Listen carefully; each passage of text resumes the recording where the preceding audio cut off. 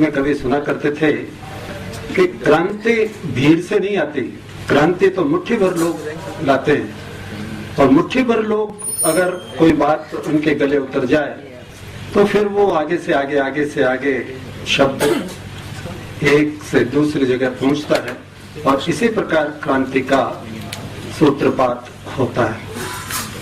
तो अब इसलिए मैं माननीय राजीव जी से अनुरोध करूंगा कि वे अपनी सारगर्भित वार्ता से हमको लाभान्वित करें।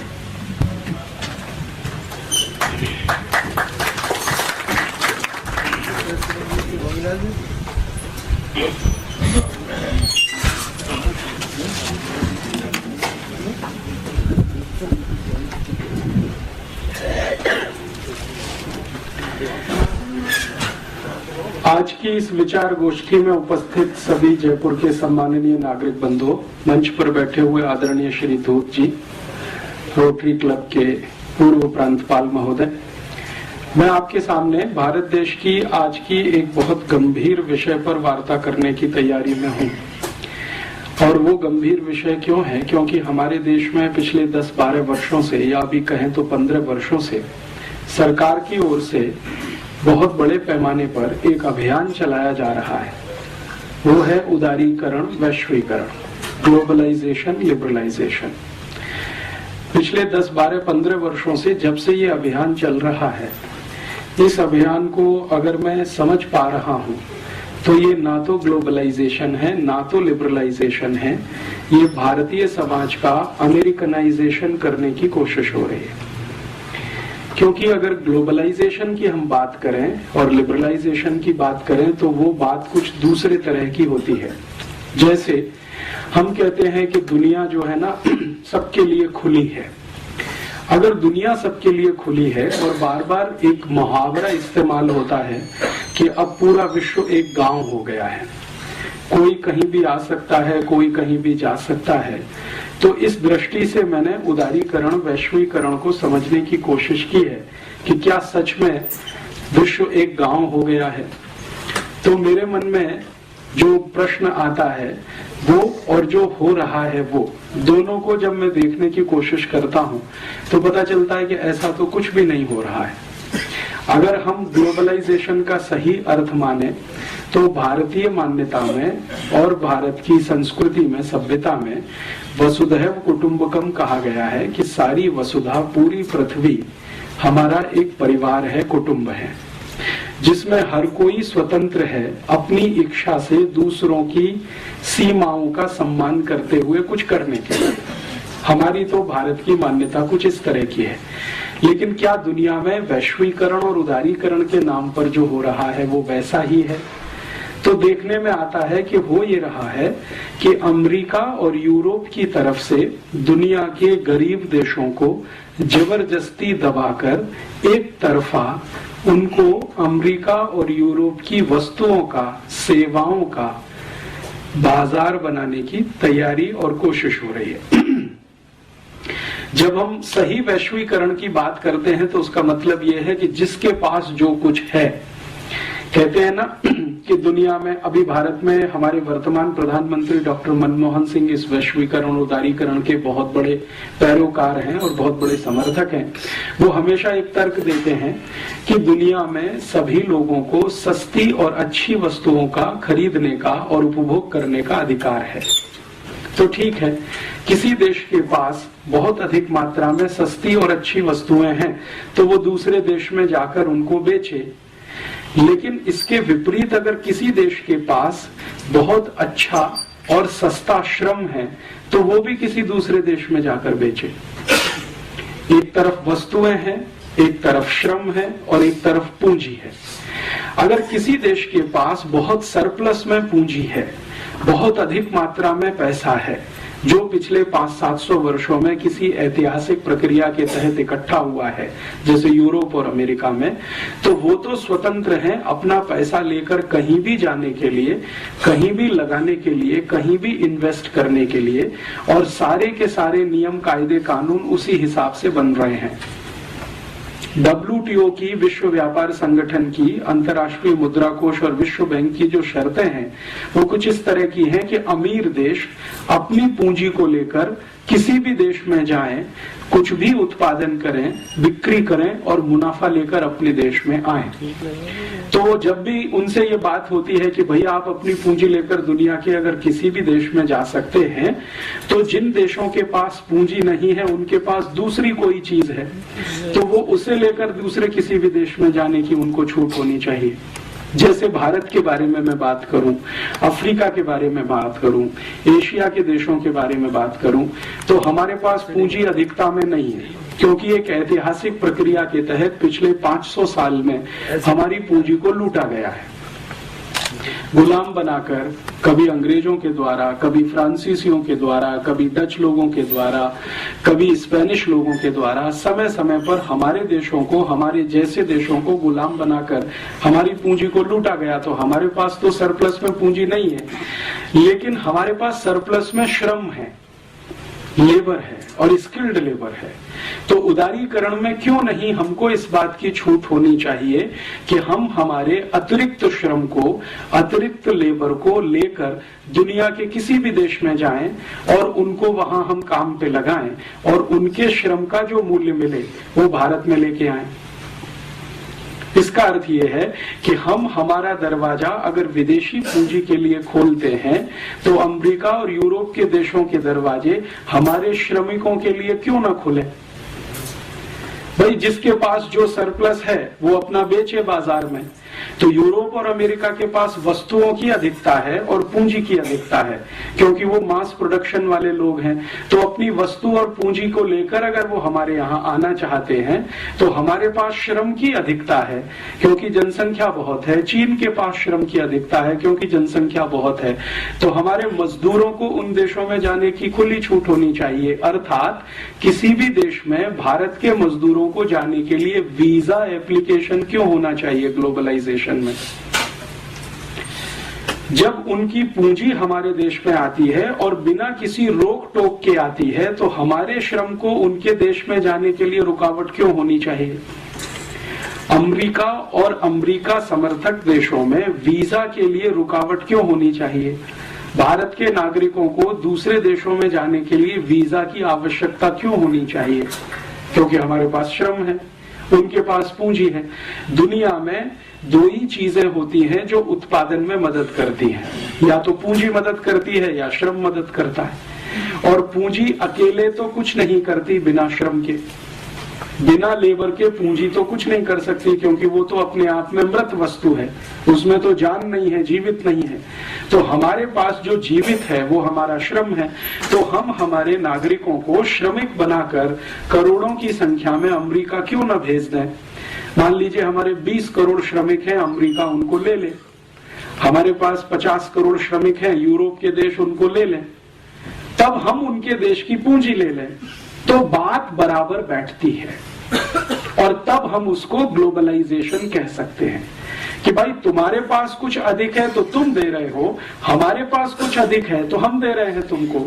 ये लेन देन अगर बराबर के स्तर पर होता है तब तो कुछ ठीक बैठता है और उसको हम ग्लोबलाइजेशन कह सकते हैं। लेकिन अभी क्या हो रहा है, वास्तविकता ये है कि हमारे श्रमिक अमेरिका ना जा सकें, यूरोप के देशों में ना जा सकें, उसके लिए इतने कठोर वीजा के नियम बनाए गए हैं कि आप आसानी से वीजा ले न सकें।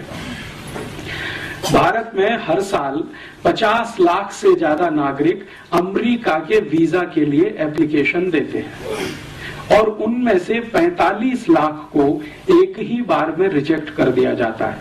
5 लाख में से सिलेक्शन किया जाता है और उसमें से मुश्किल से 1-8 लाख को या उससे भी कम 70-80 हजार को वीजा दिया जाता है। तो हमारे यहाँ से नागरिक उनके यहाँ नहीं जा सकते, लेकिन उनके यहाँ से पैसा हमारे यहाँ आ सकता है। अच्छा, जब इन देशों के साथ इस तरह की बात होती है तो वो एक तर्क देते हैं। वो ये कहते हैं कि अगर हम भारत और भारत जैसे विकासशील देशों के श्रमिकों के लिए अपने दरवाजे खोल दें तो हमारे देश में तो ओवर पॉपुलेशन हो जाएगा। लेकिन उनकी ये बात सच नहीं है, ये बहुत बड़ा झूठ है, क्योंकि वो देश बहुत कम पॉपुलेशन वाले हैं पहले से ही, तो इसलिए ओवर पॉपुलेशन होने का कोई कारण वहां दिखाई नहीं देता। मैं आपको एक तुलनात्मक तरीके से समझाता हूं। भारत में 110 करोड़ लोग रहते हैं लगभग इस समय, और हमारा जो कुल क्षेत्रफल है उससे 2 गुना ज्यादा क्षेत्रफल अमेरिका के पास है। अमेरिका का क्षेत्रफल पूरे देश का हमारे भारत से लगभग 2 गुना ज्यादा है, और अमेरिका में मात्र 30 करोड़ लोग रहते हैं। इसका मतलब यह है कि अमेरिका में अभी भी 30 करोड़ लोग और रह सकें, इसकी गुंजाइश है। तो क्यों नहीं अमेरिका की सरकार अपने सारे दरवाजे खोलकर दुनिया के देशों से कहती है कि तुम हमारी पूंजी लो और अपने श्रमिक हमें दो। तो भारत से 30 करोड़ श्रमिक हम अमेरिका भेज दें, हम भी थोड़े बैलेंस हो जाएं, वो भी थोड़े बैलेंस हो जाएं। लेकिन अमेरिका 30 करोड़ तो छोड़ दो, 3000 लेने को तैयार नहीं। अमेरिका से भी ज्यादा क्षेत्रफल कनाडा देश का है। कनाडा का क्षेत्रफल तो अमेरिका से भी ज्यादा है। भारत से तो लगभग 3 गुने से ज्यादा है कनाडा, और आबादी उनकी बहुत कम है। आप जानते हैं कि कनाडा की कुल आबादी 3 करोड़ से भी कम है। तो 3 करोड़ की आबादी है और भारत से 3 गुना क्षेत्रफल है। हम भारत के 110 करोड़ लोग जितने क्षेत्रफल में रहते हैं, कनाडा में 330 करोड़ लोग रह सकते हैं। तो क्यों नहीं कनाडा की सरकार अपने सारे दरवाजे खोलकर भारत और भारत जैसे श्रमिकों को क्यों नहीं आमंत्रित करती। कनाडा के आगे चले, ऑस्ट्रेलिया की बात करें। ऑस्ट्रेलिया का क्षेत्रफल भी भारत से 2.5 गुना ज्यादा है, और ऑस्ट्रेलिया की कुल आबादी मात्र 2 करोड़ है, और हमारी कुल आबादी 110 करोड़ है। माने जितनी क्षेत्रफल में 110 करोड़ लोग रहते हैं, उतने क्षेत्रफल में ऑस्ट्रेलिया में 250 करोड़ लोग रह सकते हैं। तो ऑस्ट्रेलिया की सरकार अपने दरवाजे क्यों नहीं खोलती भारत के सभी श्रमिकों के लिए कि आप आओ, हमारे यहाँ बस जाओ, क्योंकि हमारे पास बहुत बड़ा क्षेत्रफल है, संसाधन भी बहुत है। क्योंकि ऑस्ट्रेलिया की पूंजी भारत में आ रही है, तो भारत का अतिरिक्त श्रम ऑस्ट्रेलिया जा रहा है, ग्लोबलाइजेशन हो रहा है। और एक उदाहरण देता हूं, ऑस्ट्रेलिया के नजदीक में एक देश है न्यूजीलैंड, उसका भी क्षेत्रफल भारत से ज्यादा है, और सौभाग्य दुर्भाग्य जो भी है वहां रहने वाले लगभग 1 करोड़ के आसपास है, 1.25 करोड़ है। तो क्यों नहीं न्यूजीलैंड की सरकार ये कहती है कि आप आओ, आपके लिए सारे दरवाजे खुले हैं, हमारे पास पूंजी ज्यादा है, आपके पास श्रम ज्यादा है, आप अपने श्रमिकों को न्यूजीलैंड भेज दो, हम उनको खपा लेंगे, क्योंकि हमारे पास बहुत सारे रिसोर्सेज भी हैं और बहुत जमीन भी है। और ये जो न्यूजीलैंड है, ऑस्ट्रेलिया है, कनाडा है, ऐसे दुनिया में 145 देश हैं जिनकी जनसंख्या 1 करोड़ के आसपास है, और ये 145 देश 1-1 करोड़ के आसपास की जनसंख्या में रहते हैं। और भारत और चीन जैसे जो देश, 2 देश जहां की कुल जनसंख्या लगभग 250 करोड़ के आसपास है, वो इनसे कम क्षेत्रफल में रहते हैं। तो चीन और भारत के पास श्रम बहुत है, एशिया के पास श्रम बहुत है, तो एशिया के श्रमिकों के लिए यूरोप और अमेरिका के दरवाजे खुले, तो हम उनकी पूंजी के लिए अपना दरवाजा खोलें, तब तो बात बनती है ग्लोबलाइजेशन, उदारीकरण, वैश्वीकरण, जिसको हम ईमानदारी से कहें। लेकिन अभी क्या हो रहा है? अभी ऐसा नहीं हो रहा है। अभी जो हो रहा है पिछले 12-15 वर्षों से वो ये कि भारत के श्रमिक और चीन के श्रमिक, बांग्लादेश के श्रमिक या पाकिस्तान के श्रमिक यूरोप के देशों में घुस नहीं सकते। इतने कठोर वीजा के कानून पिछले 10-12 वर्षों में बनाए गए, और ना सिर्फ कठोर कानून बनाए गए हैं बल्कि बेईमानी भी शुरू की गई है। बेईमानी क्या शुरू की गई है? मैंने आपसे कहा कि 50 लाख हिंदुस्तानी हर साल अमेरिका के लिए वीजा एप्लीकेशन देते हैं, उनमें से 45 लाख को तो रिजेक्ट कर दिया जाता है। लेकिन आप जानते हैं कि वीजा एप्लीकेशन करते समय फीस देनी पड़ती है, और औसतन फीस अगर आप $500 मान लें, क्योंकि अलग अलग कैटेगरी के वीजा हैं और अलग अलग तरह की फीस है, तो हम सामान्य रूप से माने कि $500 की फीस एक एप्लीकेशन के साथ हमको देनी है, तो 50 लाख एप्लीकेशन में $500 का मल्टीप्लिकेशन कर लें। आप कल्पना करें कि हम हजारों लाखों करोड़ों डॉलर वीजा एप्लीकेशन फीस के साथ दे रहे हैं, तो जब वीजा हमारा रिजेक्ट किया जा रहा है तो ईमानदारी के साथ हमारी फीस वापस होनी चाहिए। लेकिन अमेरिका की कोई भी एम्बेसी हमारी वीजा फीस को वापस नहीं करती है। इसका मतलब ये है कि अमेरिका की सभी एम्बेसियां पूरी बेईमानी के साथ इस देश को लूटने में लगी हुई हैं। ईमानदारी तो ये है कि अगर आप हमारा वीजा नहीं दे सकते तो फीस वापस कर दो और कह दो कि भाई आप अमेरिका जाने के लायक नहीं है। लेकिन हमारी फीस भी नहीं देते, पैसा भी रख लेते हैं, अपमान करके हमको एम्बेसी से निकाल भी दिया जाता है, फिर भी हम वहां लाइन लगा के खड़े रहते हैं। मैंने बहुत दुखद दृश्य मेरी आंखों से बार बार देखा है। दिल्ली, मुंबई, कलकत्ता, मद्रास में भारत के लोग गुलामों की तरह से अमेरिका एम्बेसी में वीजा के लिए लाइन लगाते हैं, जैसे भेड़ बकरियां लाइन लगाती हैं, और उनके साथ इतनी बदतमीजी और इतने अपमान का व्यवहार किया जाता है कि वो सुसाइड कर लेना वहां ज्यादा सम्मानजनक होता है। हर क्षण अपमान करते हैं। आपको इंटरव्यू के लिए बुलाया जाएगा और बहुत ही बदतमीजी के साथ आपसे सवाल किए जाएंगे। और सिर्फ इतना ही अपमान नहीं करते हैं, आप गलती से वीजा पा गए और अमेरिका के हवाई अड्डे पर पहुंच गए तो आपके कपड़े उतार सकते हैं और पूरे के पूरे उतार सकते हैं। और ये कोई साधारण आदमी के साथ होता हो तो हम चलो मान लेते हैं, लेकिन ये हमारे रक्षा मंत्रियों के साथ होता है, मुख्यमंत्रियों के साथ होता है। अभी थोड़े दिन पहले आप जानते हैं कि इस भारत देश के मध्य प्रदेश के मुख्यमंत्री श्री बाबूलाल गौर अमेरिका प्रवास पे गए और हवाई अड्डे पर सारे कपड़े उतरवा लिए। और श्री बाबूलाल गौर कहते हैं खुद कि मैं सिर्फ अंडरवियर पहने हुए था, बाकी सब उतारना पड़ा। इसी तरह से हमारे देश के एक बहुत बड़े समाजवादी नेता जॉर्ज फर्नांडीज जब भारत के रक्षा मंत्री की हैसियत से अमेरिका गए तो उनके सारे कपड़े उतार दिए, सिर्फ अंडरवियर पहने रह गए। तो भारत के रक्षा मंत्री का, भारत के मुख्यमंत्री का किसी भी हवाई अड्डे पर कपड़े का उतार दिया जाना, ये इस बात को बताता है कि उनकी जो मानसिकता है हमारे प्रति गुलामी वाली, वो अभी गई नहीं है। वो हमको अभी भी गुलाम मानते हैं। तो फिर ग्लोबलाइजेशन कैसे हो सकता है? जो भी कुछ हो रहा है वो अमेरिकनाइजेशन ही हो रहा है। वहां से तो सब कुछ यहाँ आए, वहां की कंपनियां यहाँ आए, वहां की सेवा करने वाली संस्था यहाँ आए, वहां के विशेषज्ञ यहाँ आए, डॉक्टर्स आए, चार्टेड अकाउंटेंट्स आए, इंजीनियर्स आए, वहां के एडवोकेट्स भारत में आए, सब कुछ वहां का यहाँ आए। वहां की दाल आए, चावल आए, चना आए, मटर आए, वहां की सब्जियां आए, सब कुछ। यहां से कुछ ना जाए वहां की संस्कृति आए, वहां की सभ्यता आए, वहां की परंपरा आए, सब कुछ आए, यहां से कुछ ना जाए वहां।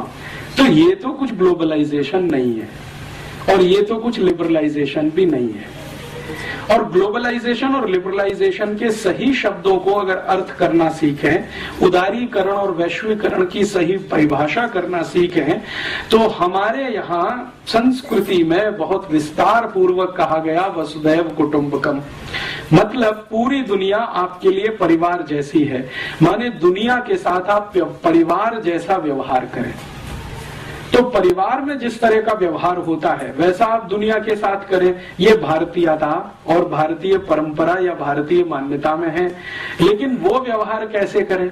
वो तो परिवार मानते नहीं है। वो तो मानते हैं कि आप गुलाम हैं, पहले भी थे, आज भी हैं, और आपकी गर्ज है जो आप अमेरिका आने के लिए वीजा एप्लीकेशन लगाते हैं। अमेरिका सरकार की कोई गर्ज नहीं है आपको बुलाने की।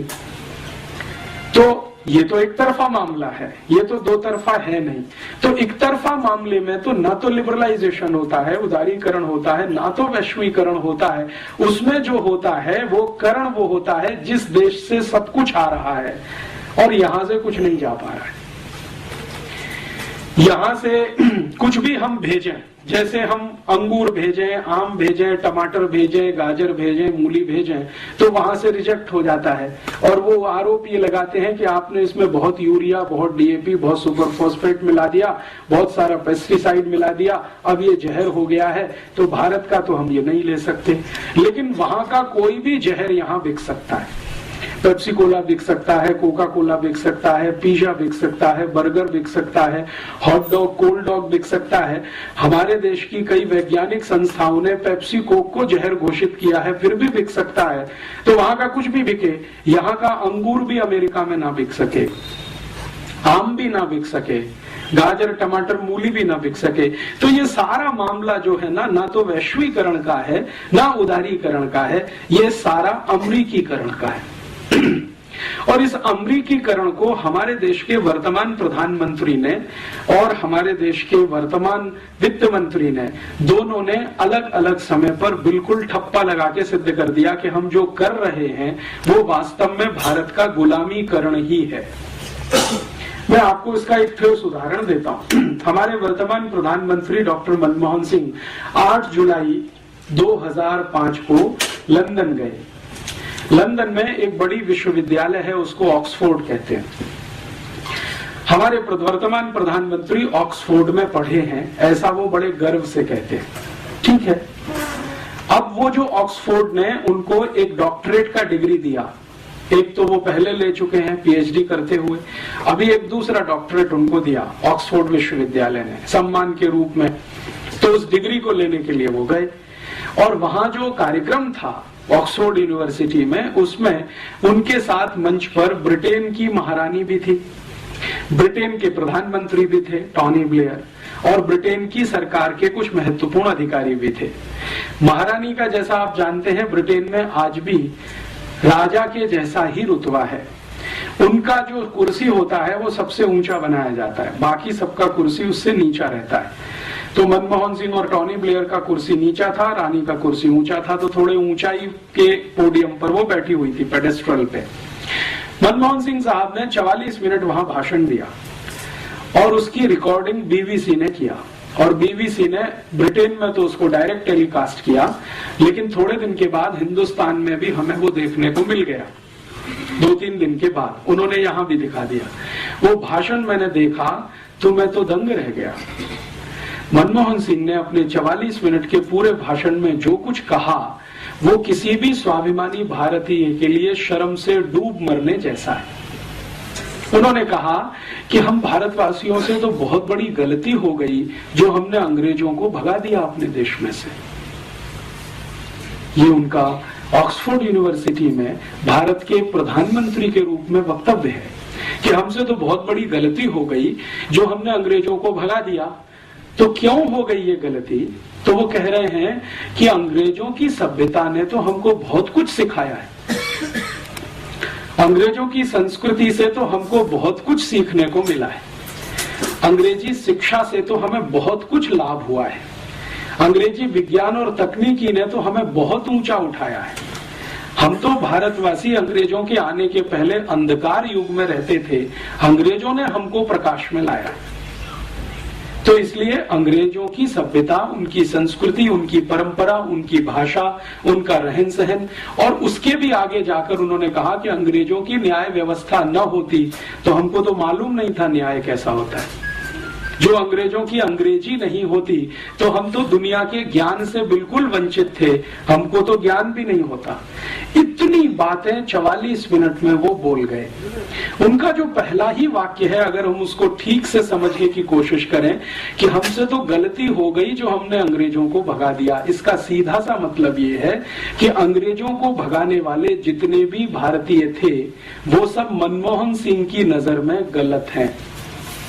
अर्थात महात्मा गांधी गलत हैं, भगत सिंह गलत हैं, ऊधम सिंह गलत हैं, चंद्रशेखर आजाद गलत हैं, तात्या टोपे गलत हैं, झांसी की रानी गलत है, कित्तूर चन्नम्मा गलत है।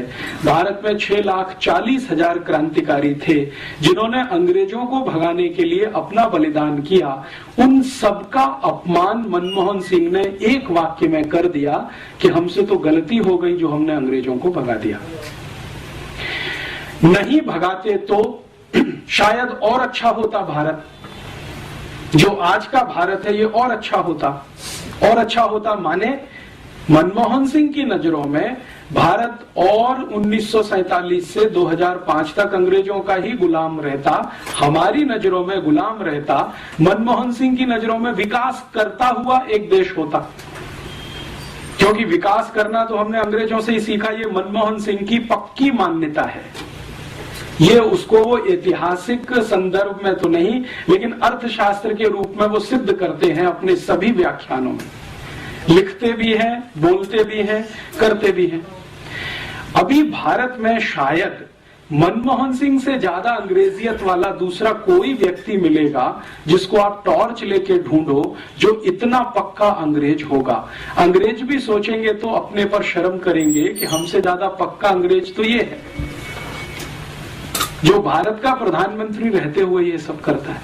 अच्छा, 44 मिनट का भाषण बोल देने के बाद जब उनको डिग्री दी गई तो उसके एक कदम आगे जाकर उन्होंने क्या किया, मैंने आपको कहा ना कि विक्टोरिया जो उनकी रानी है वो बैठी हुई थी, उसका मंच थोड़ा ऊंचा था, तो मनमोहन सिंह उसके पास गए, लिटरली घुटनों के बल उसके सामने बैठे और वो कागज हाथ में लिए हुए। जैसे हम किसी भगवान के सामने घुटने में बैठकर वो जो प्रणाम करते हैं ना, मनमोहन सिंह ने ठीक उसी अदा में, स्टाइल में विक्टोरिया को प्रणाम किया, घुटनों पे बैठकर, आगे झुककर। इतनी गुलामी अभी तक भारत में है प्रधानमंत्री स्तर के नेता में। अगले दिन लंदन के बहुत सारे अखबारों में बहुत कुछ छपा और एक अखबार ने तो सीमा तोड़कर लिखा कि अभी हमें सोचना पड़ेगा कि भारत आजाद हो गया है हमारी गुलामी से। एक अखबार ने लिखा कि अगर मनमोहन सिंह एक व्यक्ति के रूप में इंग्लैंड आए, लंदन आए और उनको कोई डॉक्टरेट दी जाए और उसको वो स्वीकार करें और रानी के चरणों में बैठकर प्रणाम करें तो वो सामान्य है, सामान्य व्यक्ति के रूप में। लेकिन भारत के प्रधानमंत्री के रूप में अगर वो आए हैं और इस तरह का व्यवहार करते हैं तो हमें ये सोचना पड़ेगा कि भारत स्वतंत्र हो गया है। ये जो मानसिकता है, ये मनमोहन सिंह तो मैंने एक निमित्त रूप में नाम लिया है, आपको समझ में आ जाए जल्दी, क्योंकि ये तत्काल की घटना है। लेकिन ये घटना सिर्फ एक मनमोहन सिंह के साथ नहीं है, ये भारत के उन सभी नेताओं के साथ है जो पश्चिम को, विशेष रूप से यूरोप को अपना दिशा निर्देशक मानते हैं, निर्देशक मानते हैं और मानते हैं कि जो कुछ अच्छा होगा वो पश्चिम से ही होगा, यूरोप से ही होगा, अमेरिका से ही होगा। इस तरह की बात जो मनमोहन सिंह ने अभी की है, ये कोई असामान्य नहीं है भारत में, क्योंकि पिछले आजादी के लगभग 60 वर्षों में कई प्रधानमंत्रियों के मुंह से हमने इस तरह की बातें सुनी हैं।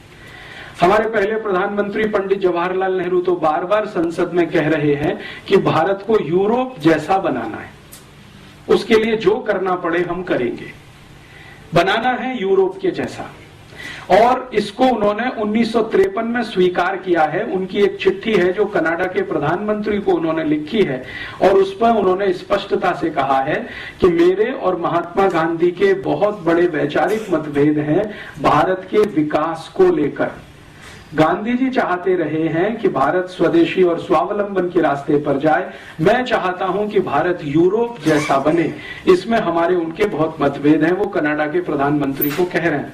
और इतना ही नहीं, आगे पत्र में तो वो वहां तक कह गए हैं कि मुझे ऐसा लगता है कि महात्मा गांधी का दिमाग खराब हो गया। ये शब्द हैं जो पंडित नेहरू ने लिखे हैं गांधी जी के प्रति।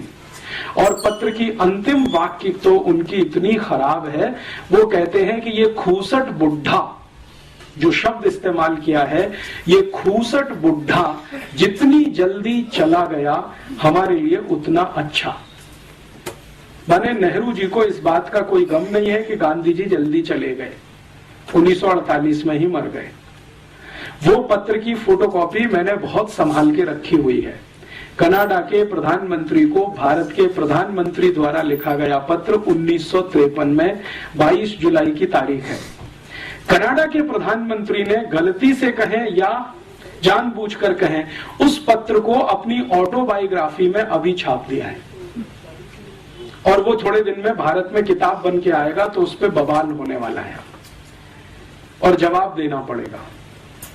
तो नेहरू जी खुद मानते हैं कि मेरे गांधी जी से मतभेद है विकास के सवाल पर। और बाद में नेहरू जी का जो भारत की संसद में अलग अलग समय पर दिए गए वक्तव्य हैं, जैसे उन्होंने एक बार बहुत लंबा भाषण दिया है भारत की संसद में गाय के वध को रोकने के प्रश्न पर, गोवध रोकने के प्रश्न पर। तब लंबे भाषण में उन्होंने कहा है कि आजादी के पूर्व मैंने कहा था कि गाय हत्या बंद होनी चाहिए, लेकिन जरूरी नहीं है कि आजादी के बाद वो हो ही जानी चाहिए। और वो कहते हैं कि मैं संसद के सभी सांसदों को विनम्रता पूर्वक अपील करता हूं कि ये गोवध को रोकने के लिए जो कानून बनने जा रहा है इसको वो पास ना होने दें। अगर ये पास हुआ तो मुझे इस्तीफा देना पड़ेगा। तो उनसे जब बात की जा रही है कि आपको क्या तकलीफ है भारत की गाय की रक्षा हो, इसमें आप क्यों परेशान हैं, तो नेहरू जी कहते हैं कि ये विश्व के लोग हंसेंगे हमारे ऊपर, दुनिया हंसेगी कि हम गाय बचाने में लगे हुए हैं। दुनिया हंसेगी माने यूरोप हंसेगा हमारे ऊपर कि हम गाय बचाने में लगे हुए, क्योंकि यूरोप में तो गाय को काट के ही खाया जाता है। दूध के लिए गाय को यूरोप में पाला नहीं जाता है। ये ठीक है कि वो दूध दे देती है तो वो बाई प्रोडक्ट है, लेकिन मुख्य तो गाय का मांस है। तो दुनिया के यूरोप और अमेरिका के लोग तो हंसेंगे, और हमको तो यूरोप जैसा ही होना है, तो गो हत्या क्यों बंद होनी चाहिए भारत में। तो ये एक विचार है। ये मैंने तुलना इसलिए की है कि ये मनमोहन सिंह महोदय ने जो कुछ बोल दिया है वो कोई आश्चर्य की बात नहीं है, क्योंकि भारत में पिछले 60 साल से ये बोला जा रहा है। अगर नेहरू जी ये बोल सकते हैं तो मनमोहन सिंह के बोलने में क्या तकलीफ है। और आप कहेंगे जी ये नेहरू जी और मनमोहन सिंह तक सीमित है, तो ये ऐसा नहीं है। भारत में पिछले 60 वर्षों में जो प्रधानमंत्री हुए हैं उनमें से 2-3 को छोड़कर लगभग सभी इसी विचार के हैं, मानसिकता के हैं। और प्रधानमंत्री से भी ज्यादा पिछले 60 वर्षों में भारत की योजना बनाने वाले जो बड़े अर्थशास्त्री हुए हैं या योजना आयोग के अध्यक्ष उपाध्यक्ष रहे हैं, वो तो इससे भी ज्यादा बड़ी मानसिकता वाले हैं। जैसे वर्तमान में योजना आयोग के अध्यक्ष तो हमेशा प्रधानमंत्री होते हैं, लेकिन मुख्य काम उपाध्यक्ष करता है। तो मोंटेक सिंह अहलूवालिया इस समय उपाध्यक्ष हैं। वो कहते हैं कि नेहरू जी जितनी तीव्रता से भारत को यूरोप बना सकते थे, उससे ज्यादा मैं चाहता हूं कि और ज्यादा तेजी से भारत यूरोप बने। तो वर्तमान में भारत के योजना आयोग के उपाध्यक्ष हों या प्रधानमंत्री हों या प्रधानमंत्री के मंत्रिमंडल में चिदम्बरम जो वित्त मंत्री हैं, ये तो 1996 में जब लंदन थे 24 अक्टूबर को, तो इन्होंने इंग्लैंड की बहुत सारी कंपनियों के अधिकारियों के सामने कहा था, वो रिकॉर्ड पर है, कि हमने 400 साल पहले अंग्रेजों को बुलाया और ईस्ट इंडिया कंपनी के लिए दरवाजा खोला। तो अब फिर से हम दरवाजा खोलना चाहते हैं, आप आइए और भारत को लेके जाइए, हम प्लेट में रख के भेंट करते हैं आपको। तो इस तरह की जो मानसिकता है, इसमें व्यक्ति महत्व का नहीं है, विचार महत्व का है। वो मनमोहन सिंह ये कहते हैं, चिदम्बरम ये कहते हैं, मोंटेक सिंह अहलूवालिया ये कहें, या कभी पंडित जवाहरलाल नेहरू ये कहें, या कभी कोई XYZ और कहे, व्यक्ति का महत्व इसमें नहीं है। विचार क्या है वो समझने की है। और विचार बहुत ताकत के साथ भारत के सत्ता वर्ग में ये बैठा हुआ है कि यूरोप जैसा ही होना अंतिम लक्ष्य है हमारा, अमेरिका जैसा ही होना अंतिम लक्ष्य है हमारा। मेरे मन में पिछले 10, 12, 15 वर्षों से ये विषय बहुत तेजी से घूमता रहा है कि अगर हमारी सत्ता व्यवस्था और प्रतिष्ठान के मन में ये पक्का बैठ गया है कि भारत को यूरोप और अमेरिका जैसा ही होना है, तो समझ लें कि यूरोप और अमेरिका क्या है। क्योंकि आप जब किसी के जैसा होना चाहते हैं और बिना समझ के होएंगे तो शायद इसमें कष्ट ज्यादा आएगा, समझ के साथ होएंगे तो शायद बेहतर हो जाएगा। तो मैंने सोचना शुरू किया कि जिस यूरोप और अमेरिका जैसा होना नेहरू जी चाहते रहे हैं, आज के मनमोहन सिंह चाहते हैं, मोंटेक सिंह अहलूवालिया चाहते हैं, या ऐसे और भी बहुत सारे राजनेता होंगे जो भारत की संसद में अलग अलग समय पर बोलते रहे हैं, अनेक दूसरी पार्टियों में हैं। बीजेपी में ऐसे कई नेता हैं जो भारत को अंग्रेज और यूरोप जैसा ही देखना चाहते हैं अपने तरीके से। कांग्रेस में ऐसे बहुत हैं, और अब जनता दल में भी ऐसे बहुत हैं, समाजवादी पार्टी में भी बहुत हैं, और अब तो कम्युनिस्टों के बीच में भी एक ही लॉबी है, वो ये कहती है कि भारत को होना तो यूरोप और अमेरिका की ही तरह से है, लेकिन मार्क्सवाद के रास्ते पर, साम्यवाद के रास्ते पर होना तो आपको वैसा ही है, लेकिन मार्क्सिज्म से होकर, साम्यवाद से होकर आप वहां तक जाइए। और दूसरी जो लॉबी है वो ये कहती है कि कैपिटलिज्म के रास्ते से वहां तक जाइए।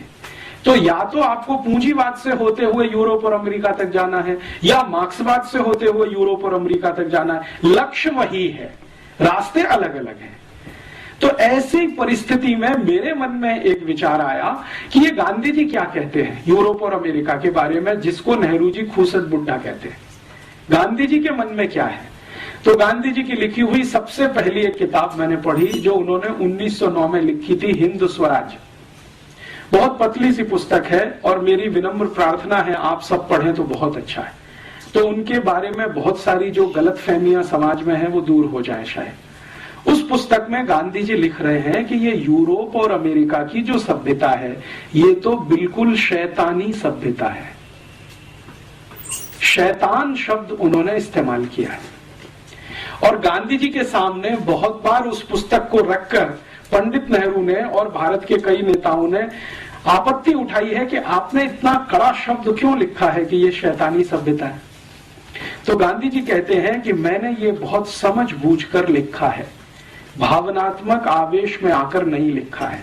मैंने इस यूरोप और अमेरिका की सभ्यता को समझने में अपने जीवन के उस दिन से, जिस दिन से मैं लंदन आया, गांधी जी जब लंदन गए हैं पढ़ाई करने के लिए और वापस आए हैं, तो वो कह रहे हैं कि इस पूरे समय को मैंने इस सभ्यता को समझने में ही लगाया है। और मेरी जो समझ बनी है इस सभ्यता के बारे में वो ऐसी ही है कि ये शैतानी सभ्यता है। भारत में कभी किसी पुराने काल में कोई राक्षसी सभ्यता होती होगी, ये उससे भी नीचे गिरी हुई है। इतने कड़े शब्दों में वो कह रहे हैं। इससे भी ज्यादा कड़े शब्दों में गांधी जी ने एक और टिप्पणी की है जो दर्ज है, जिसको उन्होंने आज तक वापस नहीं लिया अपने मरने के पहले तक।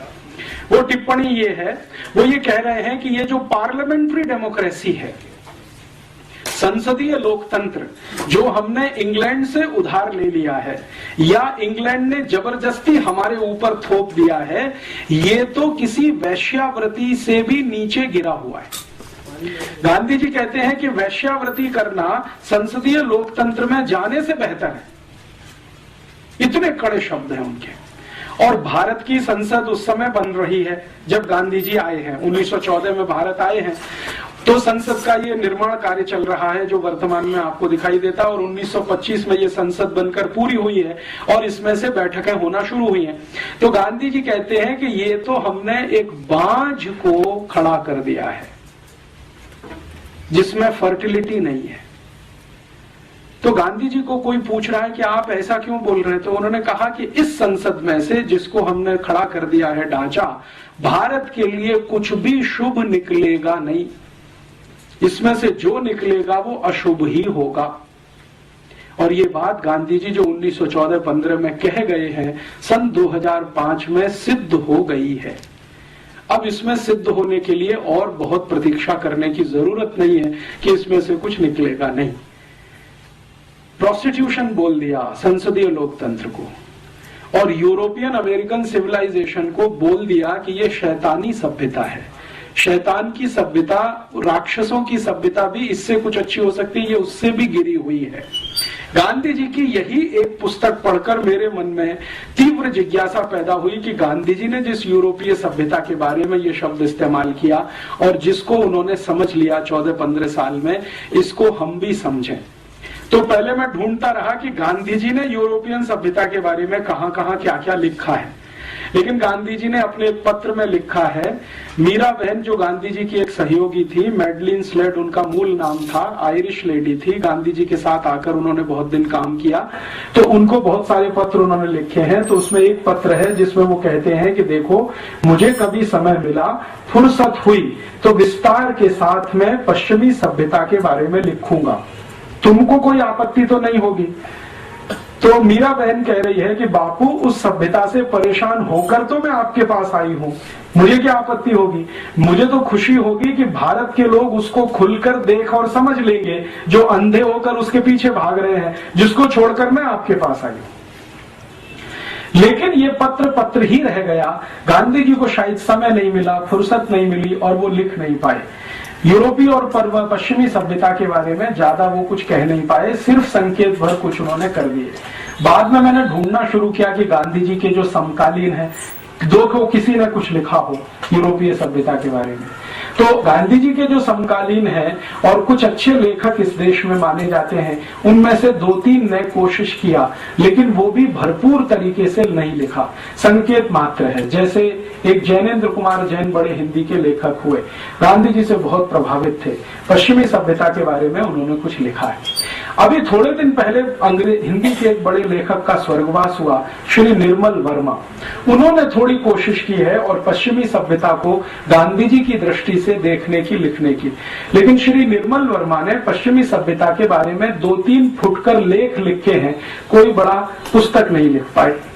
ऐसे हमारे देश में कुछ और भी हिंदी के लेखक हुए, कुछ कन्नड़ के हैं, तमिल तेलुगु में हैं। तेलुगु के एक बड़े लेखक हैं शास्त्री, वासुदेव शास्त्री करके, जो नारायण ये पीवी नरसिम्हा राव मंत्रिमंडल में कुछ समय तक उनके सलाहकार में थे। वो भी कुछ लिख कर गए हैं, लेकिन वैसा नहीं जैसा गांधी जी चाहते। मैंने बहुत ढूंढा भारत में, ज्यादा कुछ नहीं मिला। तो मैंने फिर सोचा कि अब कहां से लें। तो मेरे मन में आया कि जिन्होंने ये पश्चिम की सभ्यता बनाई है, उन्हीं से क्यों ना लें, डायरेक्ट उन्हीं से लें। भारत का कोई लेखक कुछ लिखता है उसके बारे में, उससे अच्छा यह है कि पश्चिम के लेखकों ने अपनी सभ्यता के बारे में जो लिखा है उसी को इकट्ठा करें। आप जानते हैं कि ये पूरी की पूरी पश्चिमी सभ्यता या यूरोपियन सभ्यता या अमेरिकी सभ्यता, जो भी नाम ले, इसका सबसे बड़ा अथॉरिटी अगर कोई माना जाता है पूरी दुनिया में, वो है प्लेटो। प्लेटो के बारे में दुनिया के सभी दार्शनिक एक वाक्य कहते हैं और वो बहुत महत्व का है, बहुत महत्व का है। वो वाक्य है, the whole of the European civilisation is a foot note of Plato. The whole of the European civilisation is a foot note of Plato. माने पूरी की पूरी यूरोपियन सभ्यता, पश्चिमी सभ्यता प्लेटो के फुट नोट के जैसी है। फुटनोट तो आप समझते हैं, किताब के नीचे जो कुछ आपने लिख दिया है। इसका मायने ये है कि प्लेटो यूरोपियन सिविलाइजेशन का सबसे बड़ा अथॉरिटी है। मैंने प्लेटो को पढ़ना शुरू किया और प्लेटो की जितनी भी पुस्तकें उपलब्ध हैं बाजार में, हिंदी में हो या अंग्रेजी में या किसी अन्य भाषा में, मैंने कोशिश की है कि उसको मैं जानूं। तो ज्यादातर अंग्रेजी में उपलब्ध है, मैंने वो सब पढ़ डाली। और प्लेटो की जो सबसे महान पुस्तक मानी जाती है रिपब्लिक, जिसके बारे में सारी दुनिया उसकी चर्चा करती है, उसको मैंने 8-10 बार पढ़ डाला। रिपब्लिक, प्लेटो खुद कहता है कि ये जो रिपब्लिक है वो मेरी सबसे अच्छी कृति है। प्लेटो ने बहुत कुछ लिखा, लेकिन रिपब्लिक के बारे में वो खुद कहता है कि ये मेरी सबसे अच्छी कृति है। सोक्रेटिस, सुकरात, जो बहुत कुछ लिख गए अपनी सिविलाइजेशन के बारे में, उनका मैंने कुछ इकट्ठा किया। देकार्ते, बहुत बड़े दार्शनिक हैं यूरोप के, उनका बहुत कुछ इकट्ठा किया। लेविनिज, बहुत बड़े फिलोसोफर माने जाते हैं, उनका इकट्ठा किया। रूसो, जो मॉडर्न फिलोसोफर्स में जिसकी सबसे बड़ी ऊंचाई है पूरे यूरोप में, रूसो, उनका लिखा हुआ सब इकट्ठा किया। और यूरोप की अलग अलग विश्वविद्यालयों में अलग अलग समय पर उनकी सभ्यता के बारे में जो रिसर्चेस हुए हैं, उनके पेपर्स भी इकट्ठे किए। सबसे ज्यादा रिसर्च हुई है यूरोपियन सिविलाइजेशन पर, तो फ्रेंच में हुई है। फ्रांस की जो यूनिवर्सिटी है लियों में, जो सबसे बड़ी विश्वविद्यालय, पेरिस यूनिवर्सिटी जिसको कहते हैं, उसमें सबसे ज्यादा काम हुआ है यूरोपियन सिविलाइजेशन पर। वहां से कुछ पेपर्स इकट्ठे किए। उसके बाद थोड़ा बहुत लंदन में हुआ है, ऑक्सफोर्ड में काम हुआ है, वहां से इकट्ठे किए। और अमेरिका में जो सबसे बड़ी यूनिवर्सिटी मानी जाती है हार्वर्ड, वहां से कुछ पेपर्स इकट्ठे किए। और इतने सारे पेपर्स इकट्ठा करके पिछले कई वर्षों से लगातार मैं पढ़ता रहा, समझता रहा, नोट्स लेता रहा और कुछ लिखता रहा।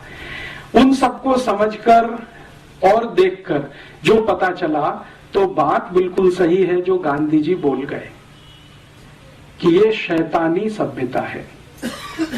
गांधी जी जो बोल गए हैं, शायद वो कुछ कम बोल गए हैं।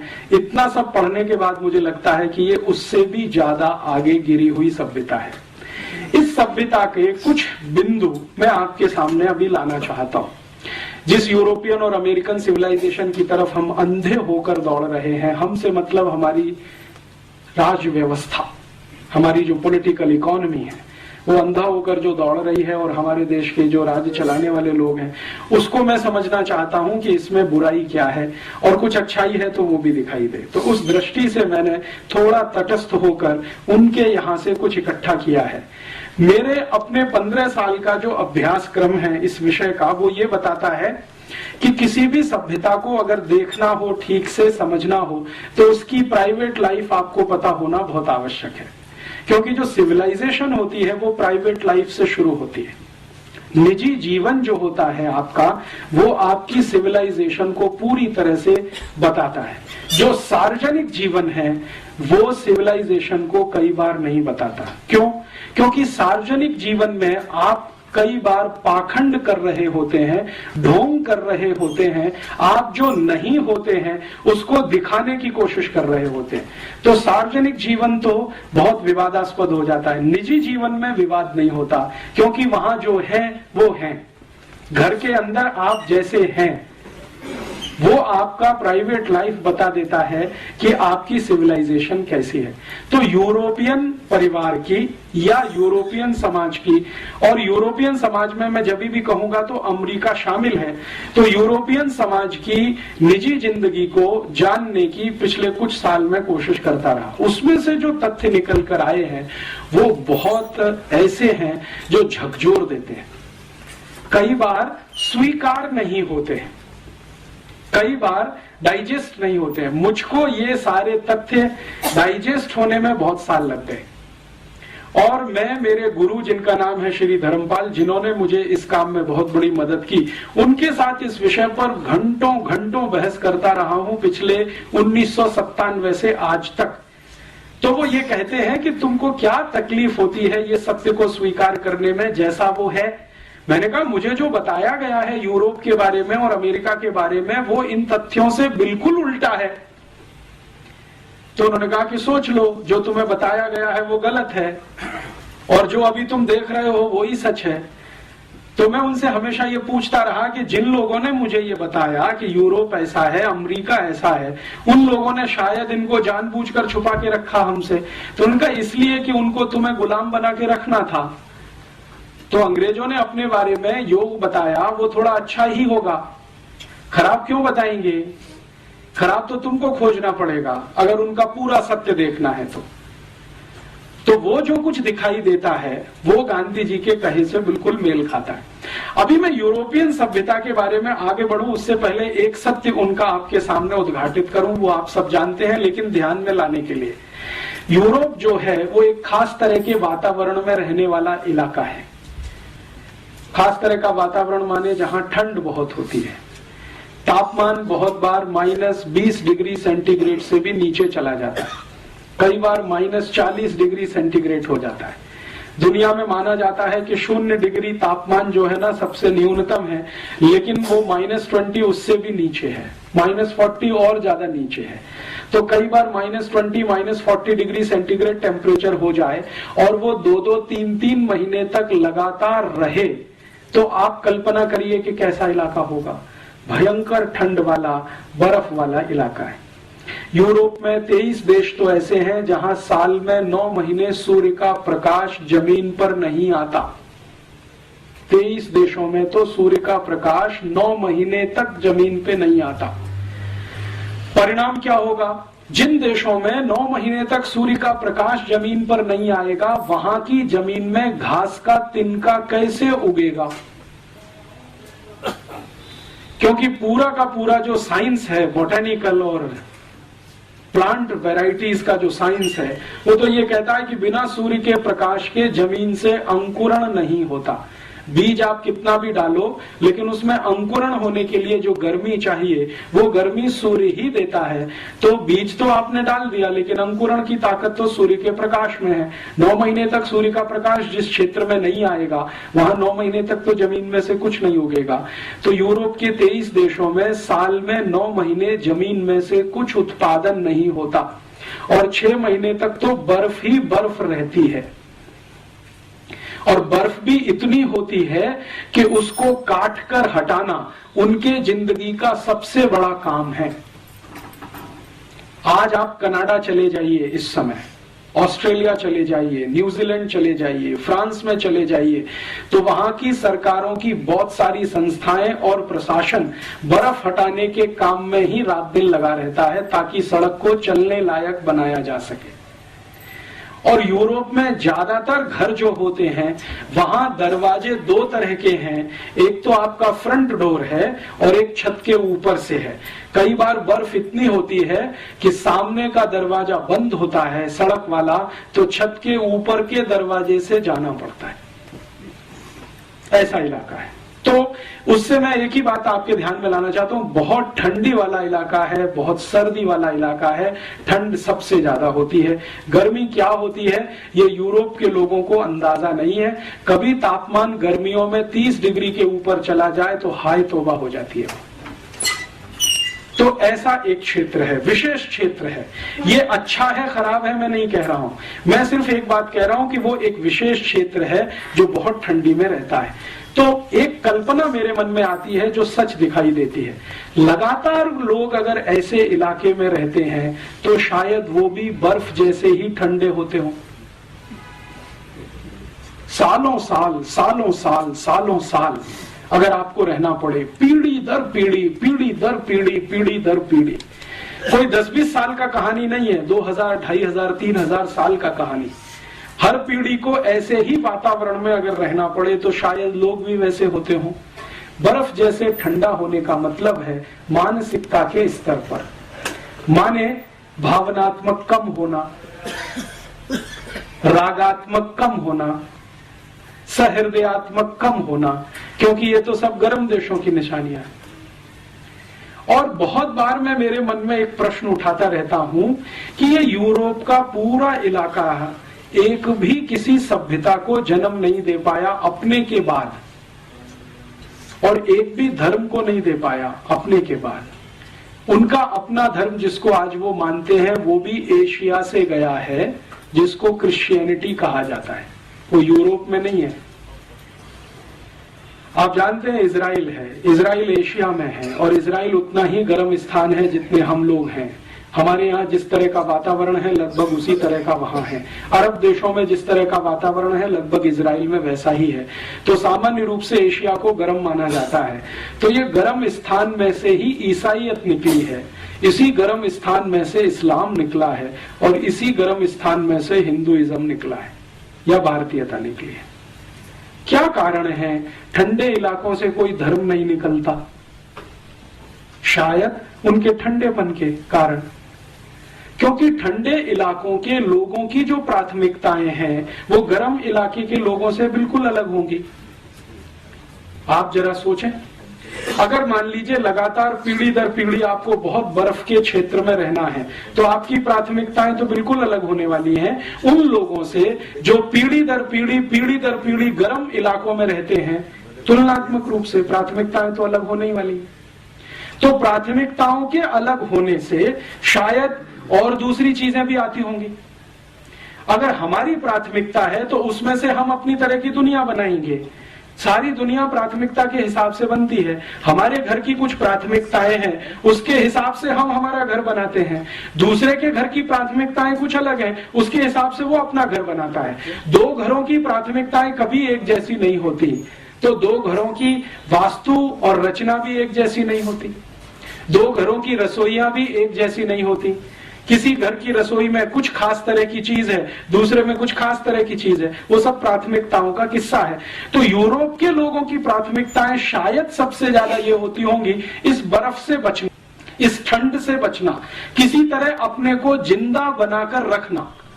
किसी भी तरह अपने को जिंदा बनाकर रखना, ये उनकी सबसे बड़ी प्राथमिकता होती होगी। इसलिए उनको हर समय, हर क्षण, हर स्थान पर एयर कंडीशनिंग की जरूरत पड़ती है। हमको नहीं है, क्योंकि हमारी प्राथमिकता में ठंड से लगातार बचना शामिल नहीं है, तो शायद नहीं है। आप जानते हैं यूरोप के सभी मॉल्स, शॉपिंग कॉम्प्लेक्स, अमेरिका के सभी मॉल्स, शॉपिंग कॉम्प्लेक्स, उनकी पब्लिक बिल्डिंग्स, प्राइवेट बिल्डिंग, सभी सेंट्रली हीटेड और सेंट्रली कूल्ड होती हैं। अब इसको लेकर अगर हम कोई अपनी ओपिनियन बनाते हैं, साहब देखो ये कितने ऊंचे लोग हैं, कितने हमसे आगे लोग हैं, जो सब कुछ इन्होंने सेंट्रली कूल्ड और सेंट्रली हीटेड बना रखा है, तो ये हमारी मूर्खता है, उनकी नहीं है, क्योंकि वो उनकी प्राथमिकता का हिस्सा है। उनको जिंदा रखना है अपने आप को, तो गाड़ियों को भी ऐसा ही बनाना पड़ेगा, सेंट्रली कूल्ड और सेंट्रली हीटेड। कई बार हम यूरोप के अखबारों में पढ़ते हैं, अमेरिका के अखबारों में पढ़ते हैं, और इस तरह की बहुत खबरें आती हैं कि इतनी बर्फ गिरती है, गाड़ी चल नहीं सकती है, तो गाड़ी को अंदर से स्टार्ट करके हीट करके बैठना पड़ता है, घंटों घंटों तक इंतजार करने के लिए कि मौसम साफ हो तो हम 1 किलोमीटर आगे बढ़ें। अब हम इसको एक विशेषता के रूप में जब प्रचारित करना शुरू करें, अरे साहब यूरोप की तो सभी कारें सेंट्रली हीटेड होती हैं, तो वो हमारी मूर्खता है, उनकी वो विवशता है, उनके लिए वो आवश्यकता है, उनके लिए वो प्राथमिकता है, उनकी वो प्रायोरिटी है। अब अगर वही प्रायोरिटी को हम नकल करना शुरू करें, जिस इलाके में साल में 9 महीने क्या 12 महीने भयंकर सूर्य के दर्शन होते हों, गर्मी पड़ती हो, धूप मिलती हो, अगर हम भी वैसी नकल करने की कोशिश करेंगे तो वो हमारे ऊपर हंसेंगे ही, इससे ज्यादा कुछ नहीं करेंगे कि क्या मूर्ख लोग हैं। ये अपने हिंदुस्तान में भी वैसे ही कर लेना चाहते हैं जैसे हम हैं। हम तो मजबूरी में हैं क्योंकि हमारी व्यवस्था ऐसी है, ये तो शौक के साथ उस रास्ते पे जा रहे हैं। मैं कहना यह चाहता हूं कि शायद हिंदुस्तान की सभी गाड़ियों को सेंट्रली हीटेड और सेंट्रली कूल्ड करने की जरूरत नहीं है, क्योंकि मौसम ही हमारे यहाँ इस तरह का है। लेकिन अगर हम इसी तरह की गाड़ियां बनाते जाएं और अपने को अभ्यस्त करने की कोशिश करें, तो ये तो कुछ ऐसी ही कहानी है, बिना जाने समझे दूसरों की नकल करना, और उसको हम अपनी हीनता के साथ जोड़ें और उनकी ऊंचाई के साथ जोड़ना शुरू करें। देखो यूरोप अमेरिका वाले बहुत ऊंचे हैं, जो सेंट्रल एयर कंडीशन सिस्टम सब जगह बनाते हैं और सेंट्रली कार बनाते हैं एयर कंडीशन और हीट, और हम नहीं कर पाते हैं, तो हम पीछे हैं, वो हमसे आगे हैं। इस तरह का जब तुलना करना शुरू करते हैं तो ये सिवाय हास्यास्पद होने के और कुछ नहीं है। एक बार उनका क्षेत्र क्या है ये हमारे समझ में आए तो हर चीज उनको समझ में। अब देखिए, जब आप बहुत ठंड वाले इलाके में रहेंगे तो आपको अपने को गर्म रखने के लिए कुछ ना कुछ एक्स्ट्रा क्यूरिकुलर करना पड़ेगा, एक्स्ट्रा एक्टिविटीज करनी पड़ेंगी ताकि आप गर्म बने रहें। नहीं तो ठंडे पड़ गए तो आप गर्म बने रहें, इसके लिए कुछ ऐसा करते रहिए। तो आप जरा ध्यान दें, यूरोप के देशों में लोगों के अपने वैयक्तिक जीवन के जो कुछ है हिस्से, वो किस तरह के हैं। उदाहरण के लिए उनका डांस ले लें।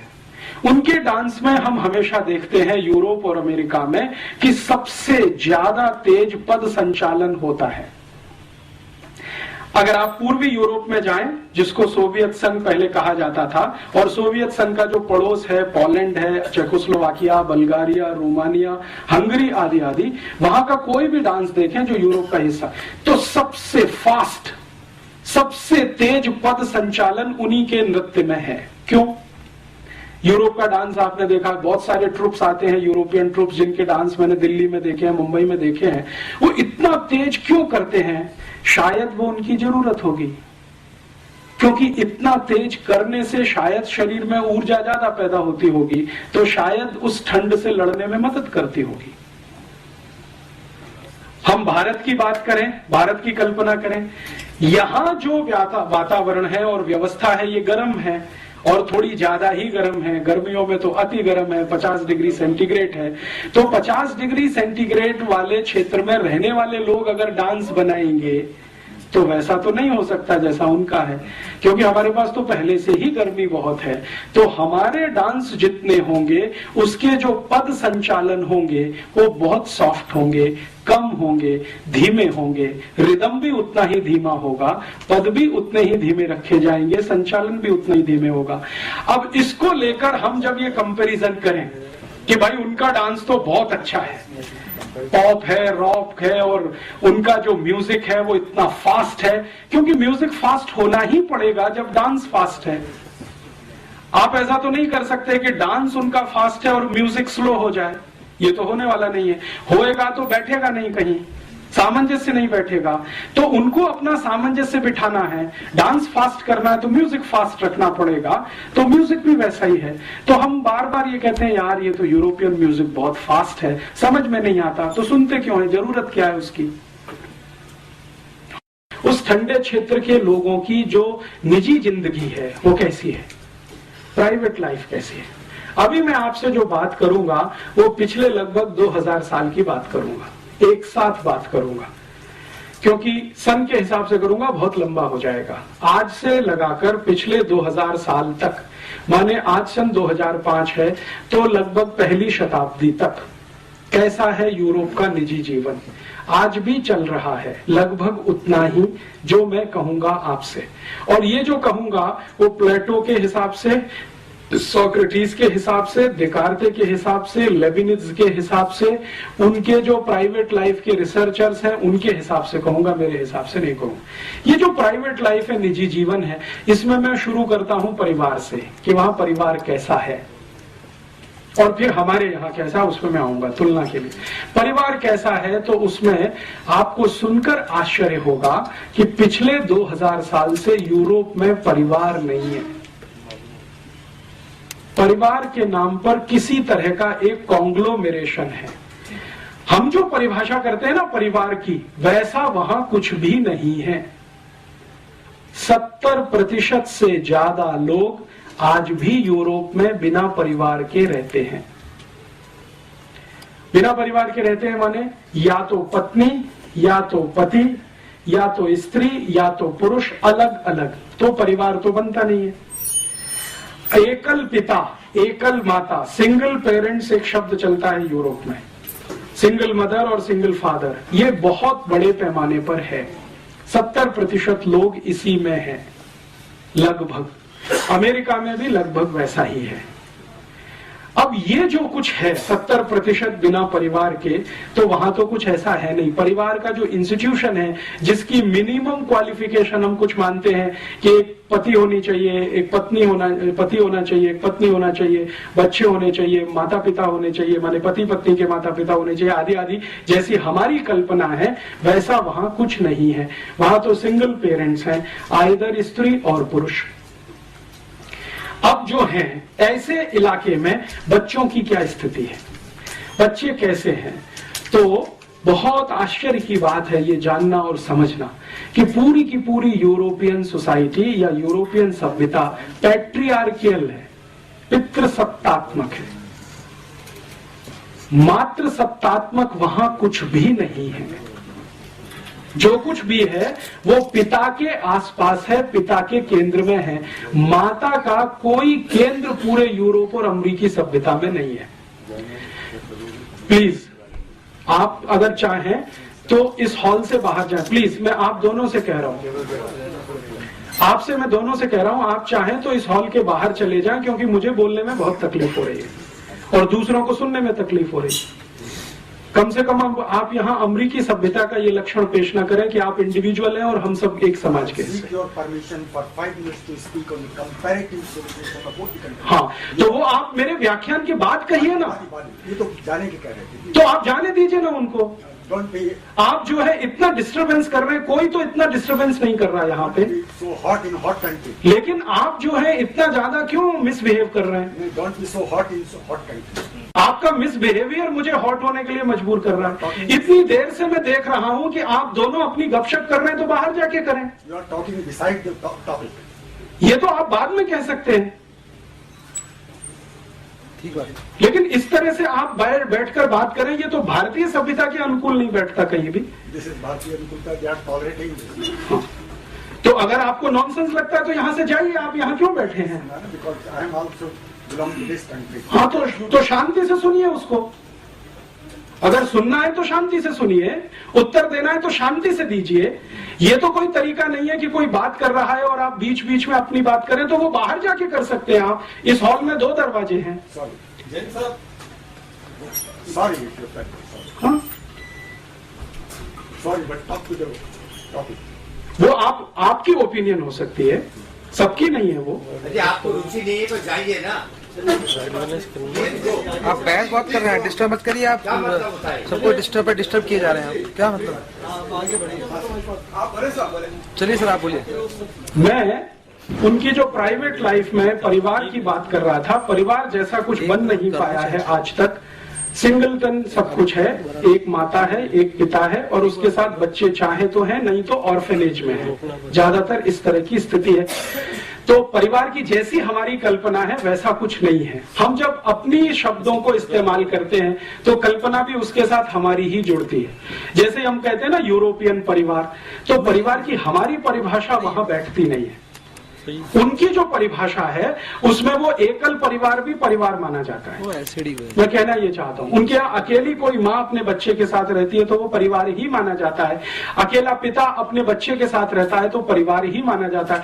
भारत में वो मान्यता नहीं है। भारत में तो माता पिता साथ में रहते हैं, बच्चे उनके साथ में हैं और सिर्फ माता ही पिता नहीं, उनके साथ दादा दादी भी है, नाना नानी भी है, चाचा चाची भी है, मौसा मौसी भी है, मामा मामी भी है। ये भी है तो हमारे परिवार का अंग बनता है। और इसी परिवार का एक बड़ा हिस्सा कुटुंब होता है, कुटुंब का बड़ा हिस्सा कुल हो जाता है, कुल का बड़ा हिस्सा वंश हो जाता है और वो आगे आगे बढ़ता चला जाता है। शुरू यहां से होता है हमारे यहाँ परिवार, लेकिन उनके यहाँ इस तरह का है नहीं। तो हम जब यूरोपियन परिवार या अमेरिकन परिवार कहना शुरू करते हैं तो गफलत वहीं पे हो जाती है। हम हमारे शब्दों को उनकी सभ्यता में जब फिट करने की कोशिश करते हैं तो उसमें कंफ्यूजन बहुत हो जाता है। तो अपने शब्दों को अपनी सभ्यता तक सीमित रखकर उनके शब्दों को इस्तेमाल करें तो अच्छा है। तो उनका शब्द है फैमिली। फैमिली माने परिवार नहीं होता। जो मैं ध्यान में लाना चाहता हूं वो ये, जब हम भाषांतर करते हैं तो बहुत बड़ा नुकसान करते हैं अपने साथ। जैसे भारत में हमने भाषांतर कर दिया, रिलीजन माने धर्म कर दिया। अब रिलीजन बिल्कुल अलग है। प्लेटो की जो डेफिनेशन है रिलीजन की, वो हमारे धर्म पर फिट ही नहीं बैठती कहीं। हम जब धर्म की बात करते हैं तो ये है कि जो धारण कर सके, धारण करने योग्य है, वो सब कुछ धर्म है। उनके यहाँ ये कहीं है ही नहीं, पूरी फिलॉसफी में नहीं है। धारण करने योग्य वहां कुछ है ही नहीं जिसे वो कहें। वो रिलीजन को क्या मानते हैं? आपने तिलक ऐसे लगाया, ऐसे लगाया, घंटा ऐसे बजाया, वैसे बजाया, अगरबत्ती लगाई कि मोमबत्ती जलाई, केक काटा के, ये उनके यहाँ सब कुछ रिलीजन में काम आता है कहने के लिए। हमारे यहाँ तो ये रिलीजन से बहुत दूर तक का इसका वास्ता नहीं है। इसको तो हम कर्मकांड के रूप में कहते हैं। धर्म तो बिल्कुल अलग है, कर्मकांड तो बिल्कुल अलग है। हम एक संप्रदाय वाले हैं तो हम एक तरह के कर्मकांड करेंगे, एक दूसरे संप्रदाय वाले दूसरे तरह का कर्मकांड करेंगे। दक्षिण में आप चले जाइए, कई लोग ऐसे हैं जो इस तरह से तिलक लगाते हैं, कई लोग ऐसे हैं जो इस तरह से तिलक लगाते हैं, लेकिन वो रिलीजन का हिस्सा नहीं है हमारे यहाँ, वो हमारे यहाँ कर्मकांड का हिस्सा है। तो उनके यहाँ का रिलीजन हमारे यहाँ का धर्म नहीं है, उनके यहाँ की फैमिली हमारे यहाँ का परिवार नहीं है। हमने क्या किया है, भाषा की सहूलियत के लिए भाषांतर के रूप में इन शब्दों को इस्तेमाल करना शुरू किया है और उससे बहुत कुछ गलतियां हम करते हैं और वो हमारी उन गलतियों पे हंसते हैं। हम जब फैमिली प्लानिंग की बात करते हैं ना, तो हमारे यहाँ तो फैमिली है नहीं, उसको प्लान क्या करें। उनके यहाँ फैमिली है तो उसको प्लान करना है। हमारे यहाँ तो परिवार है, उनके यहाँ तो परिवार नहीं है, फैमिली है। तो फैमिली प्लानिंग पूरा एक पॉलिसी के रूप में जब इस देश में चले तो हास्यास्पद ही दिखाई देता है। परिवार के बारे में बात करें तो कुछ समझ में आती है। तो कई बार क्या होता है कि शब्द उनके हम ले लें और अपने हिसाब से भाषांतर करके इस्तेमाल करें, वो तो उनके यहाँ फैमिली है, परिवार नहीं है, हमारे यहाँ परिवार है, उनके यहाँ नहीं है। तो अब दोनों अलग अलग हैं। और मैं जो कहना चाहता हूं, इसमें कोई ऊंचा नीचा की बात नहीं है, वो अलग है, हम अलग हैं। जैसे कई बार ये कहते हैं ना, यूरोप की सभ्यता में, भारत की सभ्यता में बहुत कुछ कॉमन है। ऐसा कुछ भी नहीं है जो कॉमन है। अगर कुछ है तो वो जबरदस्ती से किया हुआ है। जैसे वहां का पिज्जा आ गया, बर्गर आ गया और हमने खाना शुरू कर दिया तो कॉमन हो गया, या वहां से पेप्सी कोक आ गया, हमने पीना शुरू कर दिया तो कॉमन हो गया। वो सभ्यता का अंग नहीं है, वो नकल किया हुआ एक हिस्सा है। चाउमीन वहां से आ गया, हमने खाना शुरू कर दिया सिवई के स्थान पर, तो वो अंग नहीं बनता सभ्यता का। तो कॉमन है ऐसा कुछ होता नहीं है। किसी भी सिविलाइजेशन में, कोई भी सभ्यता में, दुनिया में आप जाइए, कुछ भी कॉमन नहीं होता है, नहीं तो सभ्यता ही नहीं बनती है। सभ्यताएं बनती ही इसलिए हैं कि वहां कुछ अलग है, यहां कुछ अलग है, और संस्कृति उसका एक छोटा सा हिस्सा होती है। सभ्यता कुछ बड़ी चीज है, संस्कृति उसमें छोटा सा कुछ हिस्सा जैसा है। सभ्यता और संस्कृति का अगर अंतर समझना चाहें तो भारत के हिसाब से, यूरोप में तो ये अंतर भी नहीं है, यहाँ के हिसाब से मैं एक उदाहरण आपको देता हूं। आपको अगर मैं ये कहूं कि कोई माँ है या बहन है, वो बंगाली तरह से साड़ी पहने हुए है, तो तुरंत आपके दिमाग में कोई पिक्चर घूमता है। बंगाली तरीका क्या है साड़ी पहनने का? कुछ है। फिर इसी तरह से मैं कहता हूं कोई एक माँ है, बहन है, वो आसामी तरीके से कोई साड़ी पहनी हुई है, तो तुरंत आपके दिमाग में एक पिक्चर बनता है कि आसामी तरीका कोई है साड़ी पहनने का। फिर मैं कहता हूं कोई गुजराती तरीके से माँ और बहन साड़ी पहनकर खड़ी हुई है, तो तुरंत आपके दिमाग में कोई एक इमेज आती है, एक तरीका है गुजराती साड़ी पहनने का। फिर वो पंजाबी है। तो ऐसे अगर 8-10 राज्यों के मैं नाम लूं और आपसे कहूं कि देखो ये गुजराती साड़ी है, ये मराठी साड़ी है, ये बंगाली है, ये आसामी है, ये मणिपुरी है, ये आदि आदि इस तरह की साड़ियां हैं, तो ये जो अलग अलग तरीके हैं साड़ियों को पहनने के, ये है संस्कृति, और ये जो साड़ी है वो है सभ्यता। तो सभ्यता और संस्कृति का जो अंतर है वो कुछ इस तरह का है। सिविलाइजेशन है साड़ी, और तरीके जो उसको पहनने के हैं वो है हमारी संस्कृति। तो भारतीयता में, सभ्यता और संस्कृति में जो परिवार की बात है वो में कुछ अलग तरीके की, हमारी उनकी अलग तरीके की। तो अब उनकी जो फैमिली है वो कैसी है? फैमिली ये है कि पैट्रियार्कियल, मैंने आपसे कहा, पिता है वो सर्वोच्च है, और पिता की हैसियत जज के जैसी है। माने एक बार उसने कोई फैसला सुना दिया, वो सुप्रीम है, वो रिकंसीडर नहीं होता। लगभग 2000 साल पूरे यूरोप में, सन 1950 से लेकर पहली शताब्दी तक यूरोप के सभी परिवारों में पिता सर्वोच्च है, 1950 तक। और यही कारण है कि सन 1950 तक यूरोप के सभी देशों में सिर्फ पिताओं को वोट डालने का अधिकार होता था। आप सोच सकते हैं ये बात? अमेरिका में 1950 तक, ब्रिटेन में सन 1950 तक, यूरोप के देशों में लगभग 1950 तक सिर्फ पुरुष ही वोट डाल सकता था, स्त्री को वोट डालने का अधिकार नहीं, क्योंकि फैमिली में स्त्री का कोई महत्व नहीं। पितृसत्तात्मक सत्ता, पैट्रियार्कियल जिसको हम कहते हैं, उनके शब्दों में वो है। और इससे भी आगे चलें तो यूरोप के दस्तावेज बताते हैं कि सन 1950 तक यूरोप और अमेरिका की किसी बैंक में महिला को खाता खोलने का अधिकार नहीं, बैंक अकाउंट ओपन करने का राइट नहीं, अप टू 1950।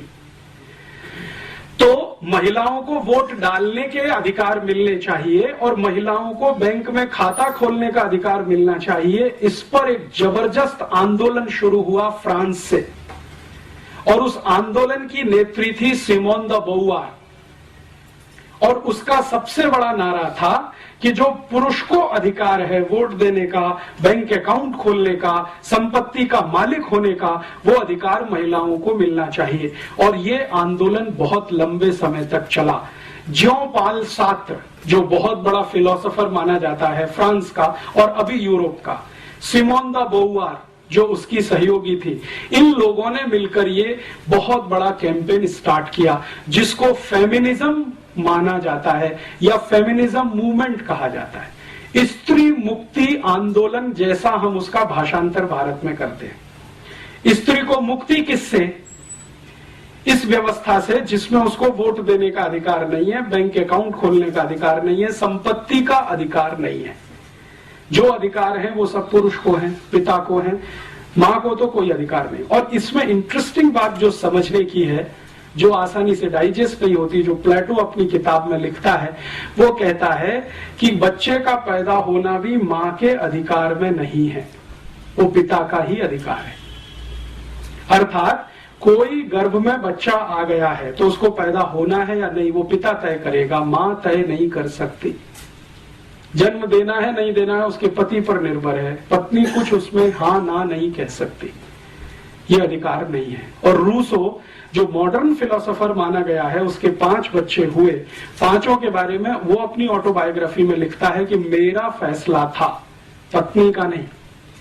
और फिर उसको कहा गया कि ये गलत है या सही है, तो उसने कहा 2000 साल की परंपरा है और मैंने उसको निभाया। तो ये वहां की व्यवस्था है। तो पिता है, पुरुष है, मुख्य है, परिवार का मुखिया है, कुलपति है, कुलपिता है, जो कहना चाहिए। अभी जो तय करेगा वही तय करेगा, माता कुछ तय नहीं कर सकती। और इससे भी आगे यूरोप के सभी गांवों में, अब शहरों में थोड़ा ये बंद हुआ है पिछले 50 साल से, यूरोप के गांव में आज भी बहुत सारी जनजातियां हैं जिनको यूरोप में आदिवासी कहा जाता है। वहां अभी भी यही है, पिछले 50 वर्षों में वहां नहीं कुछ बदला है। इससे भी आगे एक बात जो मैं आपके ध्यान में लाना चाहता हूं कि बच्चा पैदा हुआ पिता की मर्जी से, मां ने सिर्फ गर्भ धारण किया, मर्जी पिता की है। अब उसको जिंदा रहना है या नहीं। और सामान्य रूप से यूरोप में 2000 साल की एक परंपरा है कि बच्चे जितने पैदा हों उसमें से 3/4 को लावारिस छोड़ा जाए, एबेंडेंड चाइल्ड। जैसे रूसो के 5 बच्चे हैं, 4 को उसने छोड़ दिया, घर से निकाल दिया, जन्म लेते ही निकाल दिया। तो वहां की परंपरा कैसी है? बच्चे ने जन्म लिया, पिता ने उसको किसी कपड़े में लपेटा और बाहर रख दिया, दरवाजे पे रख दिया या डस्टबिन के पास रख दिया। या यूरोप के बहुत सारे देशों में चर्च के सेंटर होते हैं, वहां पहुंचा दिया कि इनको आप पालो, ये हम नहीं रखेंगे। सामान्य रूप से 3/4 बच्चे लावारिस छोड़े जाते हैं। उसके पीछे उनका लॉजिक क्या है? प्लेटो ये कहता है कि बच्चों को पालना अपने वैयक्तिक जीवन में खलल पैदा करने जैसा है। ये प्लेटो की ओपिनियन है, इसलिए व्यक्तिगत जीवन में खलल नहीं होना चाहिए। और प्लेटो की परिभाषा में व्यक्तिगत जीवन सिर्फ इंद्रिय सुख के अलावा कुछ नहीं है। This is the statement of Plato. इंद्रिय सुख, शरीर सुख, यही सबसे ऊंचा है, बाकी सब इसके नीचे है। और इंद्रिय सुख और शरीर सुख लेने में बच्चे सबसे बड़ी बाधा है, इसलिए घर में नहीं। आप छोड़ दो उनको, पैदा हुए तो छोड़ दो। प्लेटो ने अपने बच्चे छोड़े। प्लेटो की 4 पत्नियां हैं, उसमें से 1 शादी वाली है, 3 बिना शादी की हैं, तो जितने बच्चे हैं सब छोड़े। सोक्रेटिस ने यही किया, लेबिनिज ने किया, देकार्ते ने किया, रूसो ने किया। सभी फिलोसोफर्स अपने बच्चों को लावारिस छोड़ते हैं। अब प्लेटो कहता है कि ये जो लावारिस हैं, इनकी जिम्मेदारी राज्य की है, परिवार की नहीं, फैमिली की नहीं है।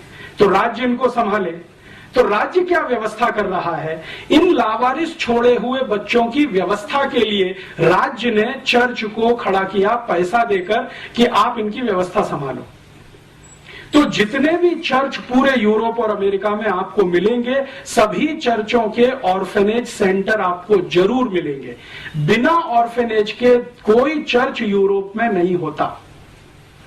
सभी चर्च में लावारिस बच्चों के केंद्र आपको मिलेंगे।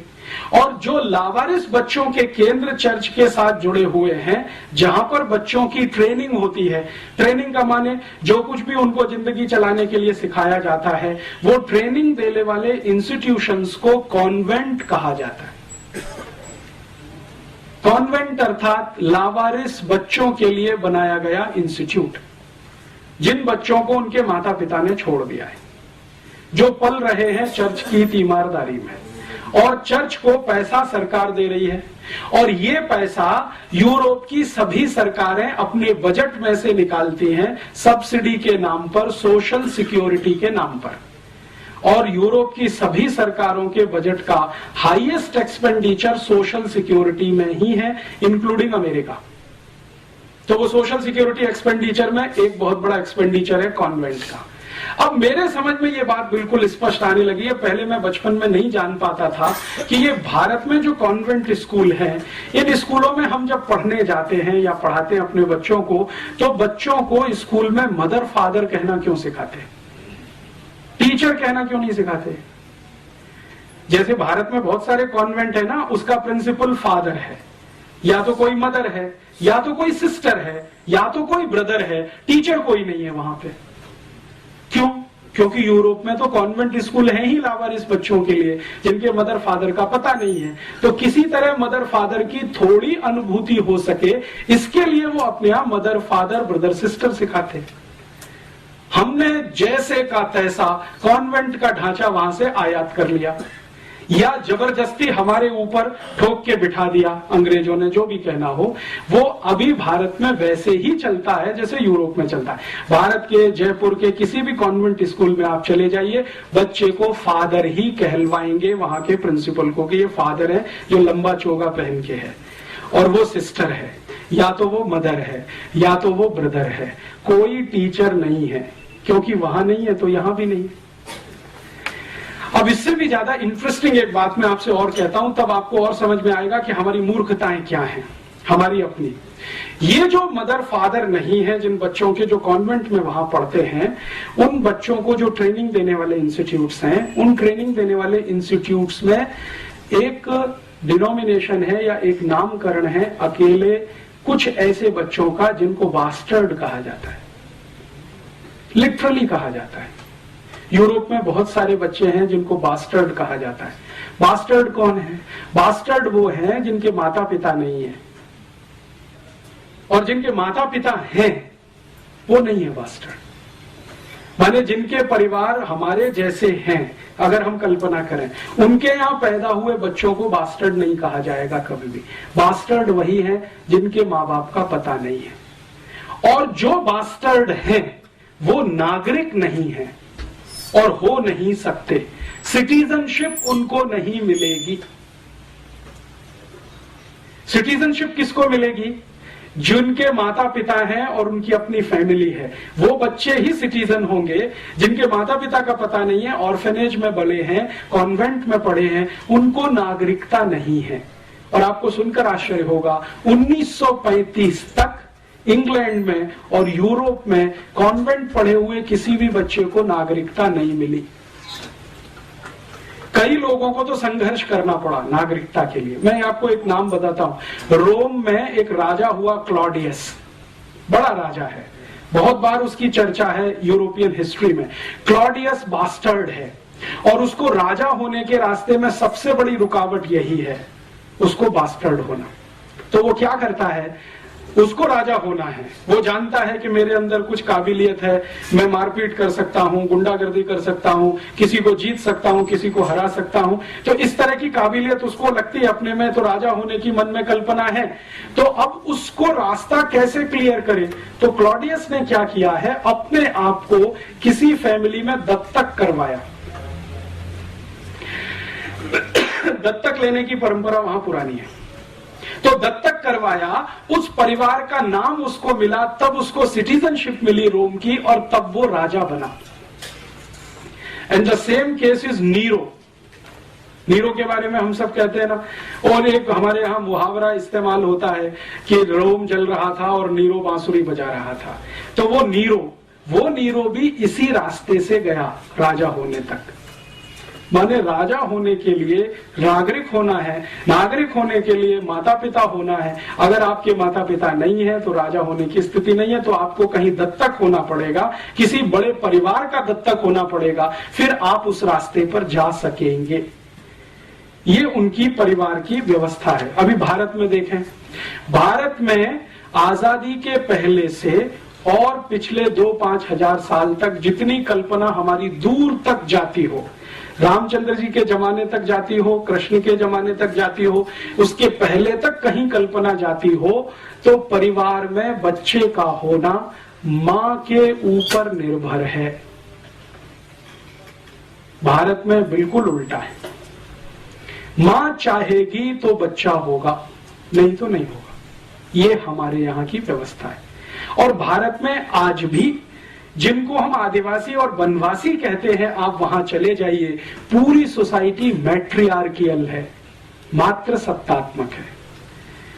नॉर्थ ईस्ट में आप जाएंगे, आसाम के ऊपर कहीं भी, नागालैंड, मिजोरम, मणिपुर, त्रिपुरा, सिक्किम, वहां आपको सब कुछ दिखाई देगा मां के इर्द गिर्द घूमता हुआ। और उनसे जब हम बात करते हैं तो वो कहते हैं हाँ ये तो हजारों साल की परंपरा है हमारी। और नॉर्थ ईस्ट में आपको सुनकर आश्चर्य होगा, शादी होकर बेटी घर से नहीं जाती है, लड़का घर में आता है। ये भारत की उन सभी समाजों में है जिनको दुर्भाग्य से हम शेड्यूल्ड ट्राइब्स कहते हैं। शादी होकर बेटी नहीं विदा होती है, लड़के को घर में लाया जाता है दामाद बनाकर, और संपत्ति की मालिक लड़की होती है, लड़का नहीं होता है। यूरोप में स्त्री को संपत्ति का कोई अधिकार 1950 तक नहीं है, उसके बाद आया है, जिसको मॉडर्न यूरोप कहा जाता है, उसमें आया है। यहां तो पहले से है। और यहां अगर आप इसको समझना चाहें कि भारत की सारी व्यवस्थाएं मां के इर्द गिर्द घूमती हैं, घर के सारे बड़े फैसले माताएं करती हैं इस देश में, भले वो लंबा घूंघट निकाल के बैठी हो, इससे कोई फर्क नहीं पड़ता। मैंने राजस्थान में क्या, मध्य प्रदेश में क्या, भारत के उत्तर में क्या, कहीं भी देखा है, छोटे छोटे गांव में देखा है, लंबा घूमट निकाले हुए महिलाएं घर के फैसले लेती हैं। एक बार ऐसे एक बहुत महत्वपूर्ण केस में मुझे अनुभव हुआ। मेरा एक दोस्त है, वो अपनी बहन की शादी करने के लिए एक गांव में गया, पश्चिमी उत्तर प्रदेश में। तो जिस घर का लड़का था वहां पर हम बैठे, तो उनकी माँ, लड़के की माँ, लंबा घूंघट निकाल के बैठी थी। तो लड़के के पिता भी वहीं बैठे थे, लड़का भी बैठा था। तो हम सब बात कर रहे थे कि देखो लड़की ऐसी है, ऐसी है, ऐसी है, आपको मंजूर है?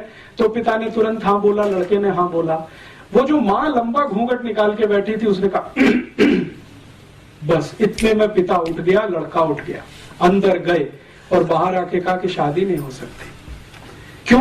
हमने कहा भाई क्या कमी है? तो उनका हमारी माता जी ने पहले एक लड़की पसंद कर रखी है, बस फैसला तो उन्हीं का है।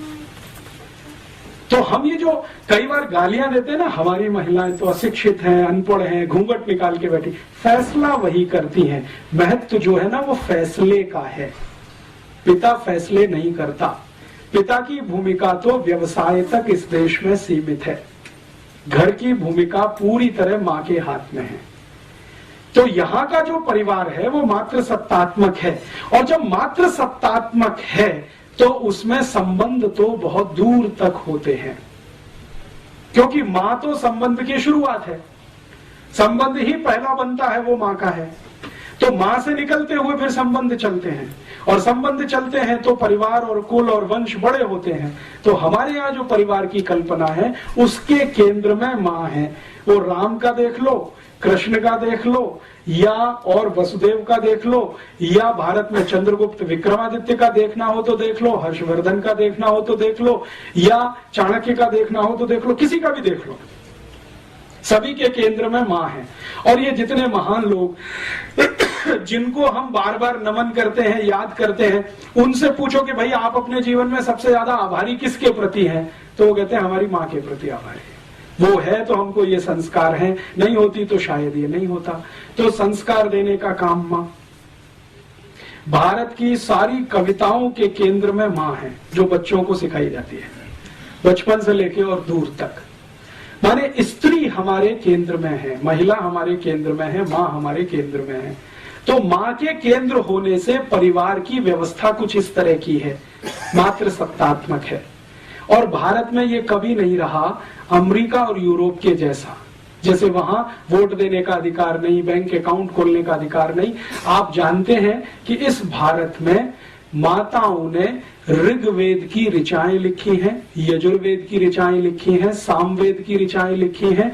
उपनिषदों में बहुत सारा कंट्रीब्यूशन माताओं का है।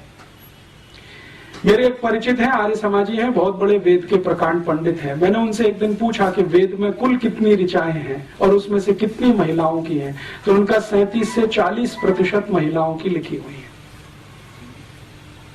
और उनके अलग अलग नाम हैं जो हम जानते हैं अलग अलग समय पर। तो वेद रचती हैं महिलाएं, उपनिषद रचती हैं महिलाएं, तो केंद्र में तो रही होंगी।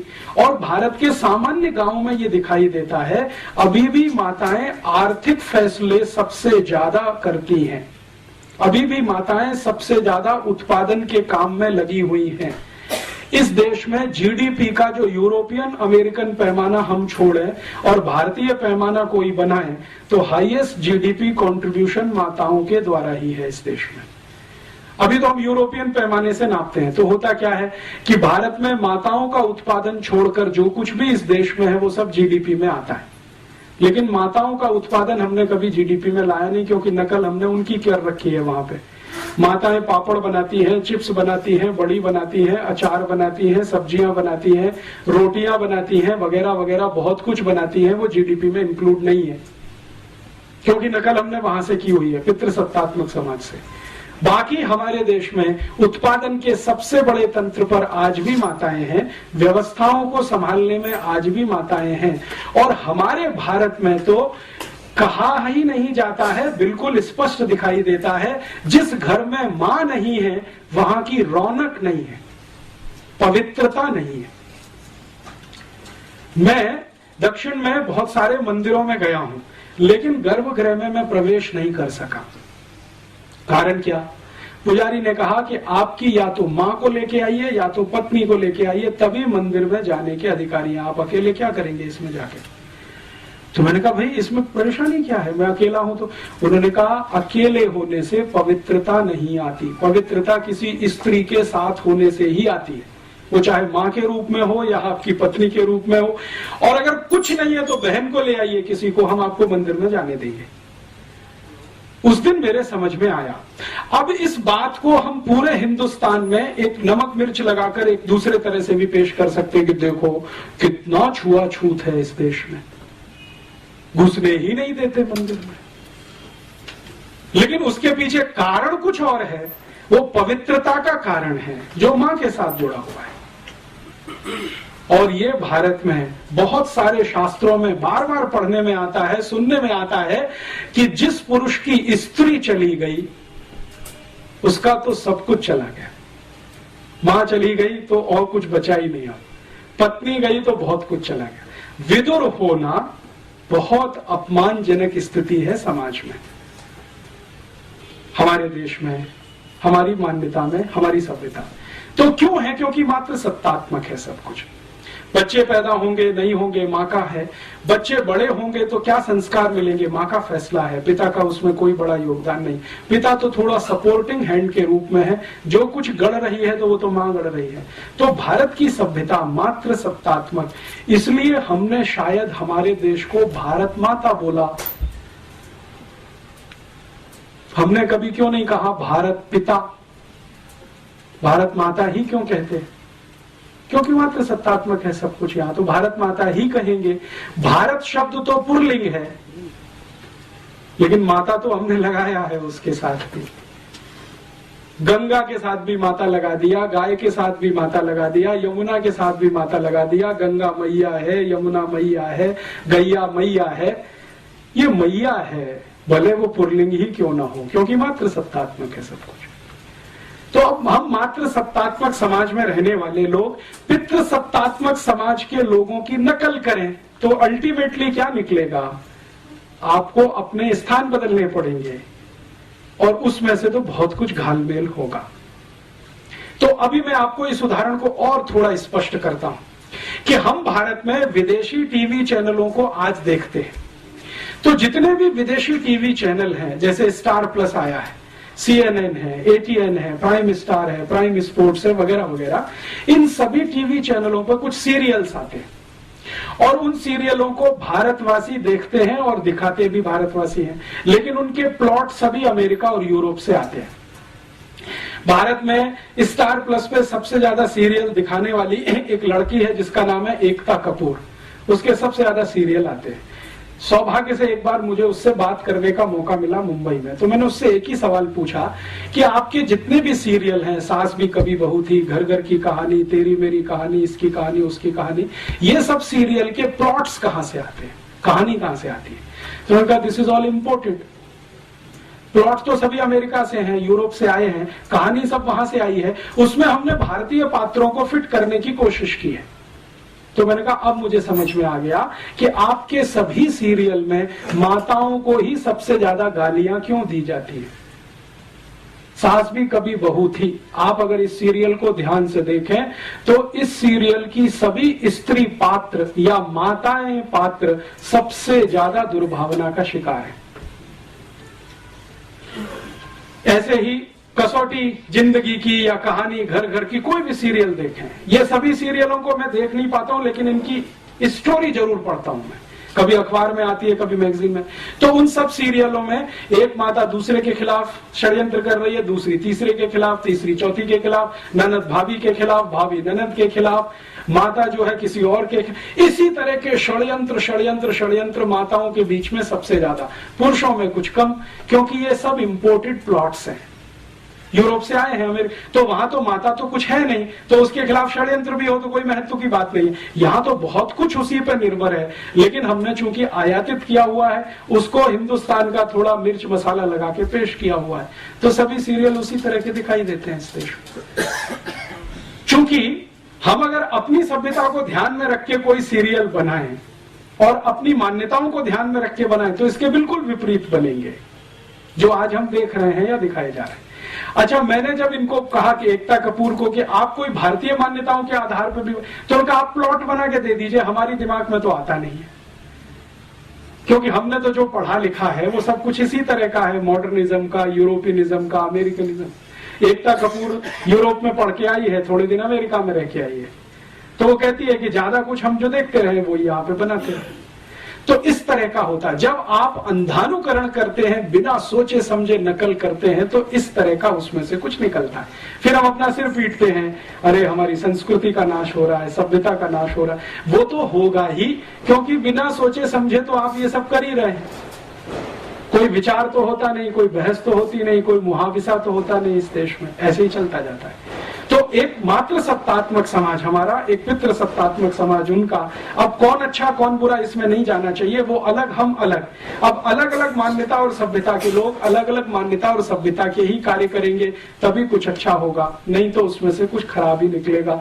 घालमेल करेंगे, फ्यूजन करेंगे तो खिचड़ी बनेगा। इस तरह का यूरोप और अमेरिकन समाज है।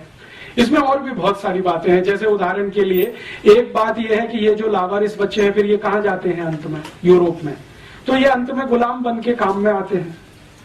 कॉन्वेंट से जो बच्चे निकलते हैं वो सब गुलाम बनते हैं। और आप जानते हैं कि गुलामी प्रथा, दास प्रथा यूरोप का लंबे समय तक चला हुआ बहुत बड़ा अभियान रहा है, जिसको यूरोप और अमेरिका की किसी भी समाज ने आज तक ये नहीं कहा कि ये पूरा खराब था। वो कहते हैं इसमें थोड़ा सुधार करके अच्छा था, इंक्लूडिंग जॉर्ज बुश। यहां तक आके जॉर्ज बुश प्लेटो की मान्यता को ही आगे बढ़ाता है, जब वो एक वक्तव्य देता है कि न्यू ऑरलिन्स में आया भूकंप, अभी आया ना, पानी का जलजला समुद्री, तो न्यू ऑरलिन्स का एरिया उसने 6-7 दिन तक नेग्लेक्ट रखा। लोग मरते रहे, कटते रहे, पिटते रहे, आर्मी नहीं भेजी, सहायता नहीं भेजी, और अंत में कहा वो गुलाम थे, सब दास लोग थे, ब्लैक्स थे, क्या करना उनके लिए।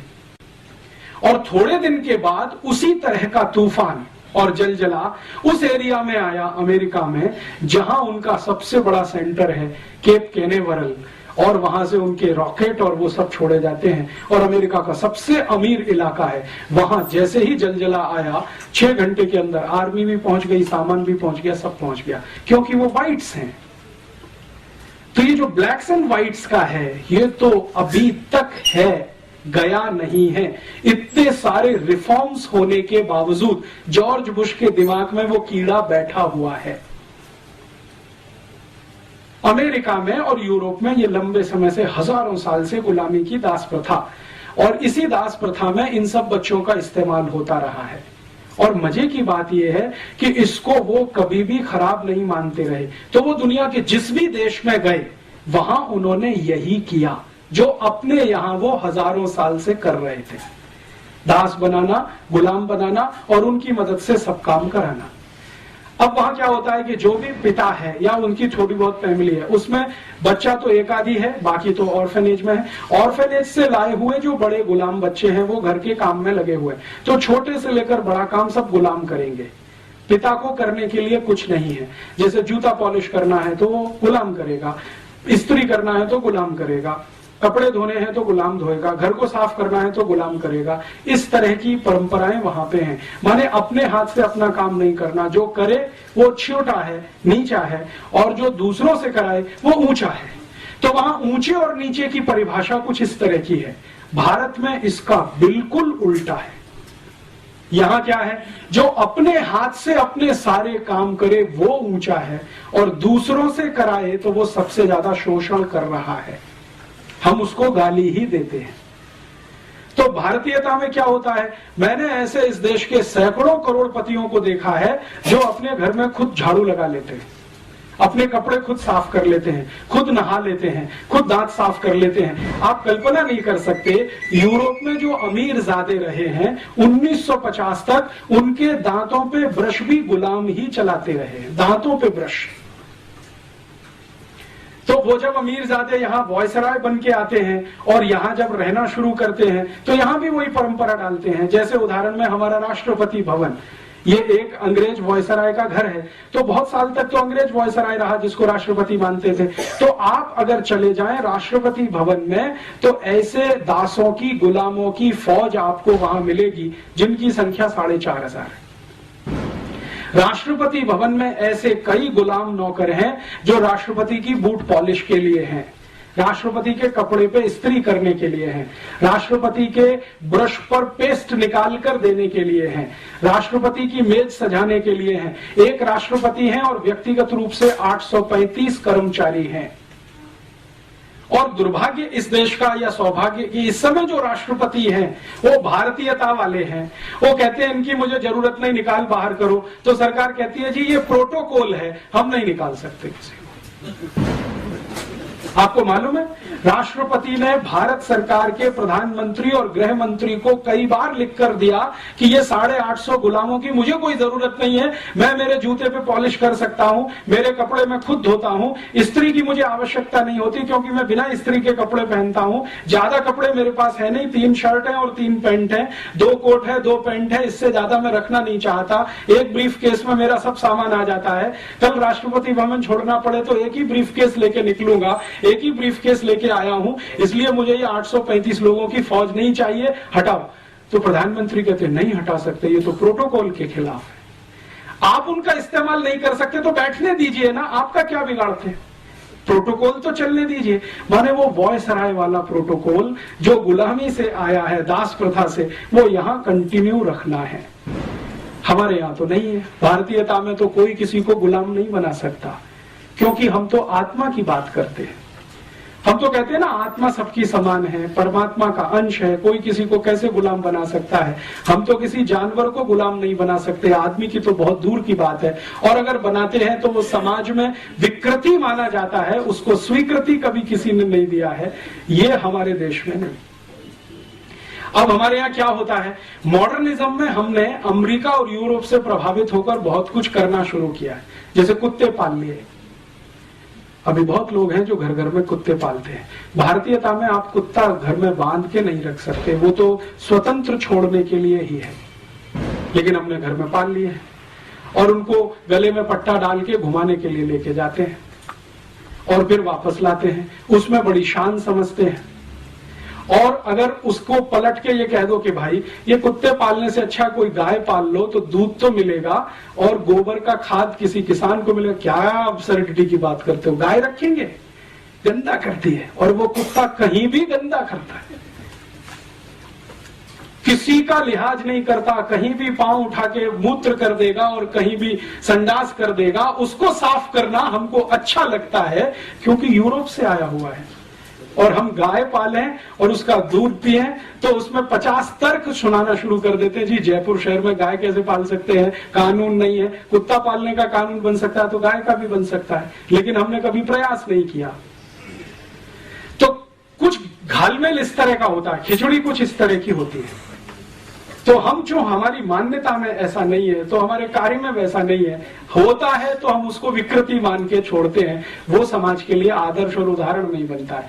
तो अब हमारी मान्यता जिस तरह की है व्यवस्था उसी तरह की बनेगी, उनकी मान्यता जिस तरह की है व्यवस्था उस तरह की बनेगी, और व्यवस्था को चलाने के लिए नियम कायदे कानून उस तरह के बनेंगे जिस तरह की मान्यता और व्यवस्था होगी। तो यूरोप और अमेरिका के नियम कायदे कानून उस तरह के हैं, हमारे नियम कायदे कानून भी अगर उसी तरह के बनेंगे तो सर्वनाश ही होगा। अब जैसे वहां जितने भी न्याय के कानून हैं जिसको जस्टिस कहा जाता है उनकी भाषा में, वो सभी के सभी गुलामों को ध्यान में रखकर बनाए गए हैं। जैसे पनिशमेंट के कानून है, पनिशमेंट के कानून यूरोप में है, क्योंकि गुलाम है तो गुलामों को पनिशमेंट देना है, और देना है तो किस तरह का, 100 कोड़े मारो, 200 कोड़े मारो, 500 कोड़े मारो, 1000 कोड़े मारो। 1 शिलिंग की चोरी हुई है, 2 शिलिंग की चोरी हुई है या 1 पाउंड की चोरी हुई है, उसमें 1960 तक लंदन में 40 कोड़े की सजा थी। तो इस तरह की व्यवस्था है क्योंकि वो गुलाम। हमारे यहां तो कुछ दूसरे तरह की व्यवस्था थी।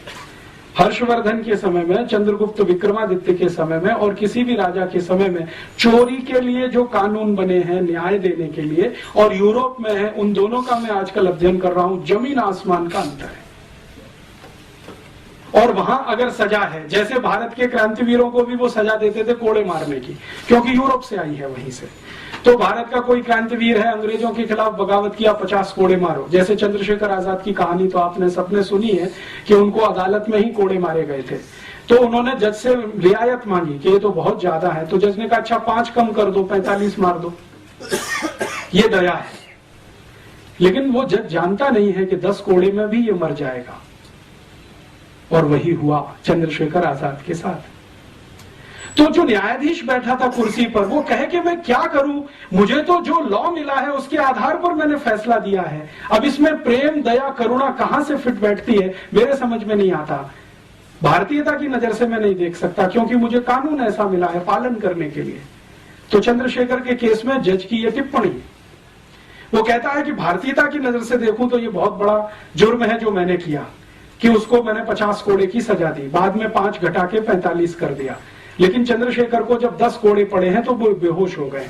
तो बेहोशी के बाद इंतजार किया है जज ने, दोबारा होश आने पर बाकी 40 कोड़े मरवाए, 45।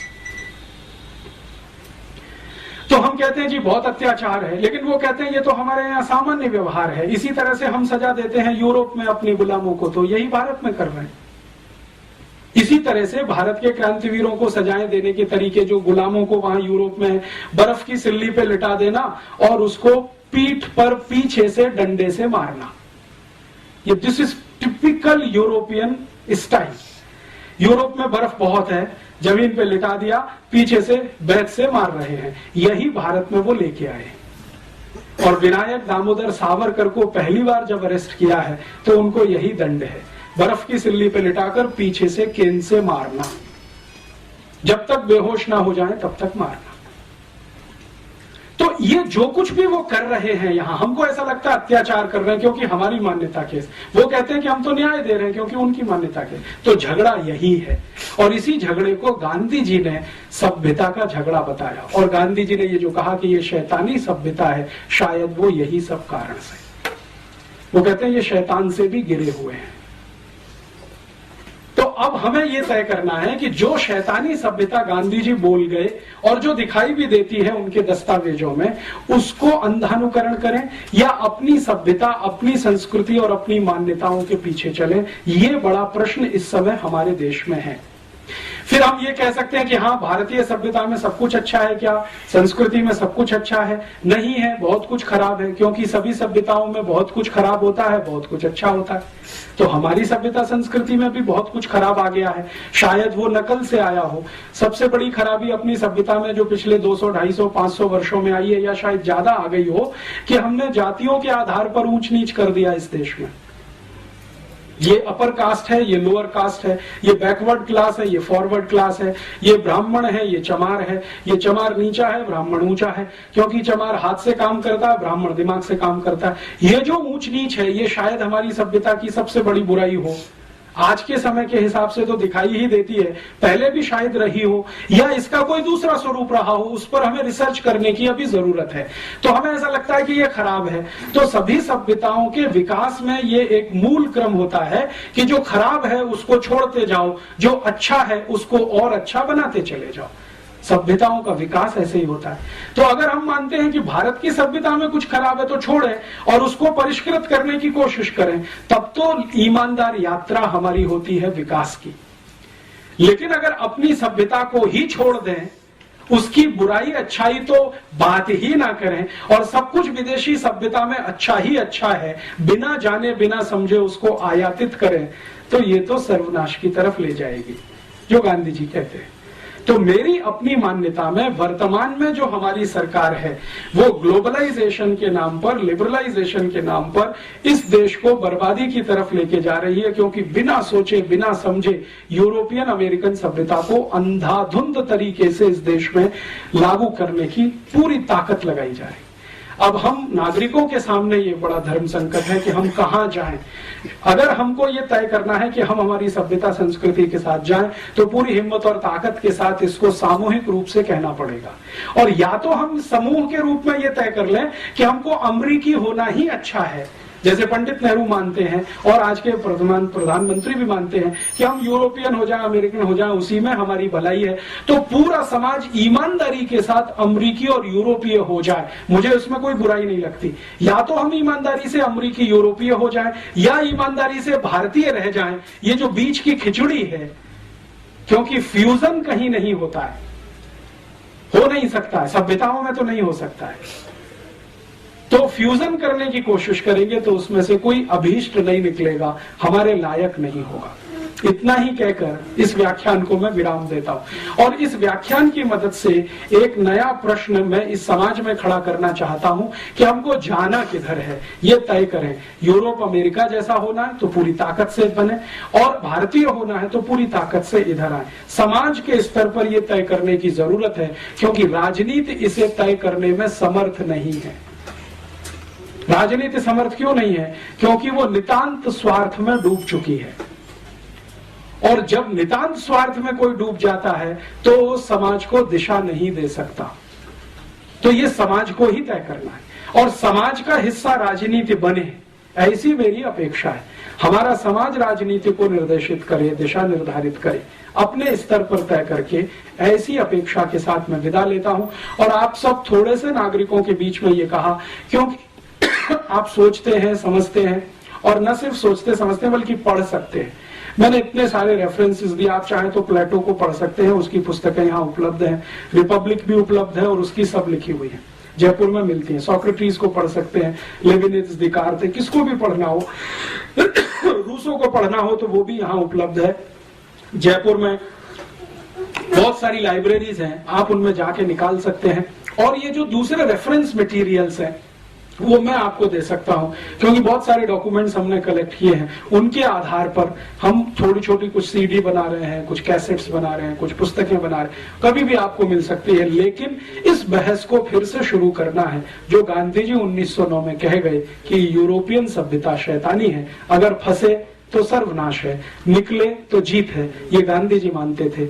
मैं अभी उसको मानने लगा हूं पिछले कुछ वर्षों से, क्योंकि मैंने वो देखना शुरू किया है जो गांधी जी आज से 100 साल पहले देखकर चले गए। इतनी विनम्रता के साथ आपका आभार, धन्यवाद। और इस विषय पर हम आगे चाहें तो इससे भी ज्यादा और गहरी बात हो सकती है, इससे भी ज्यादा और गहरा कोई आपके बीच में मैं बात करने के लिए फिर से आ सकता हूं। लेकिन एक बार मन बने, मानसिकता तैयार हो इस तरह का सुनने की, और सुनने की ही नहीं, बुनने की, चिंतन करने की, तो शायद आने वाले समय में मुझे भी मजा आएगा, आपको और ज्यादा मजा आएगा। आभार। ये सब बातें सबको विदित है, सब कुछ ऐसा है।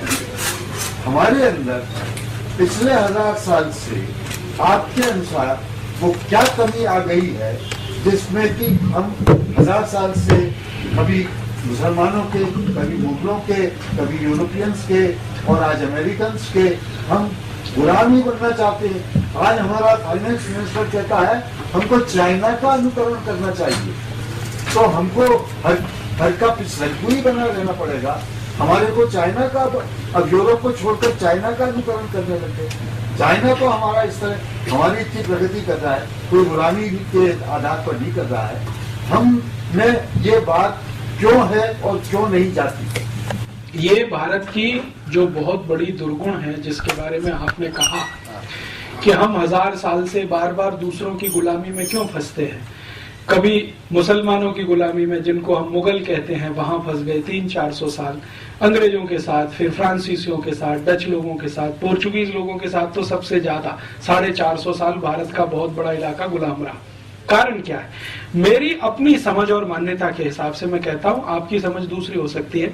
पिछले 1200 वर्षों में हमारे देश की सभ्यता में जो सबसे बड़ी एक बुराई घुसी, 1500 साल कहें, वो यही कि हमने समाज को जो बांटा है अलग अलग जातियों के आधार पर वर्गों में, जातियों के वर्ग बना दिए। ये अगड़ा वर्ग, ये पिछड़ा वर्ग, कुछ जातियां आगे, कुछ जातियां पीछे, और उसके आधार पर ऊंचा नीचा कर दिया कि जैसे कोई ब्राह्मण है वो पंडिताई का काम करता है तो ऊंचा हो गया, चमार है वो हाथ से कोई जूता बनाता है तो नीचा हो गया। हमारे यहाँ ये व्यवस्था कभी रही होगी तो कर्म के आधार पर थी, जन्म के आधार पर कभी नहीं थी। हम जन्म के आधार पर अपने वर्ग कभी नहीं बनाते, कर्म के आधार पर वर्ग बनाए हैं हमने कभी। तो जब कर्म के आधार पर ये वर्ग रहे तो भारत सोने की चिड़िया के नाम से सारी दुनिया में जाना जाता था। चंद्रगुप्त भी हुए, हर्षवर्धन भी हुए, अशोक भी हुए, तमाम। जब हमने जन्म के आधार पर इसको मानना शुरू किया होगा, वहां से गिरावट आई, और समाज में गिरावट जब आती है तो राज्य भी उसका एक अंग है समाज का, तो उसमें भी गिरावट आई और शक्ति हमारी छिन्न भिन्न हुई। वो शक्ति कैसे छिन्न भिन्न हुई, वो एक उदाहरण से समझ में आता है।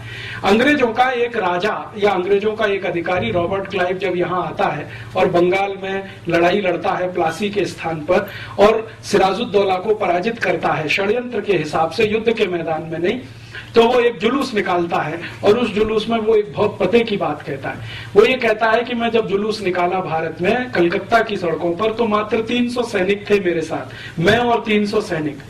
भारत के हजारों लोग सड़क के दोनों किनारे खड़े होकर तालियां तो बजाते थे, लेकिन मेरे जुलूस पर कोई एक ईंट और पत्थर भी फेंक दिया होता तो भारत का इतिहास कुछ और हो गया होता।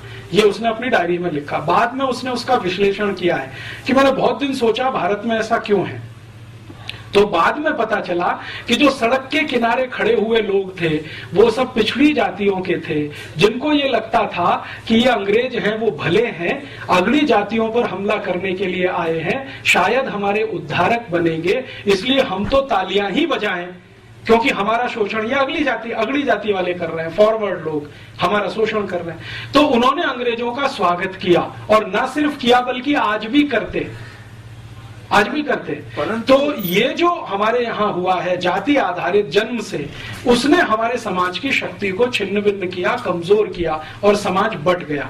अब हजारों जातियां हैं तो हजारों में बटा हुआ समाज है, शक्ति पूरी खराब हो गई। 4500 से ज्यादा जातियां हैं, ग्रुप्स अलग अलग उसके हिसाब से बने, तो उसी में हम टूट गए और डूब गए।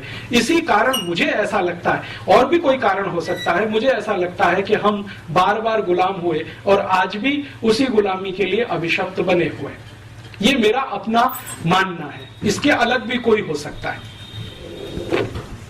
ये जो आप कह रहे हैं, ये अगली पिछड़ी जाति का जो भेद हमारे देश के अंदर किसी तरह से दुर्भाग्यपूर्ण रूप से आ गया, परंतु जो भी गुलाम रहे हैं, चाहे मुगलों के, मुसलमानों के, फिर बाद में अंग्रेजों के, वो सबके सब अगड़ी जाति के रहे हैं, पिछड़ी जाति के नहीं रहे हैं। इसलिए कि पिछड़ी जाति अगली जाति मिलकर लड़ नहीं पाए दुश्मनों से। आप पिछड़े हैं, आपको अलग किया हुआ समाज ने, अगड़े हैं, गुलाम हैं, तो समाज के पिछड़े लोग अगड़ों के साथ नहीं आए लड़ाई लड़ने के लिए। मैं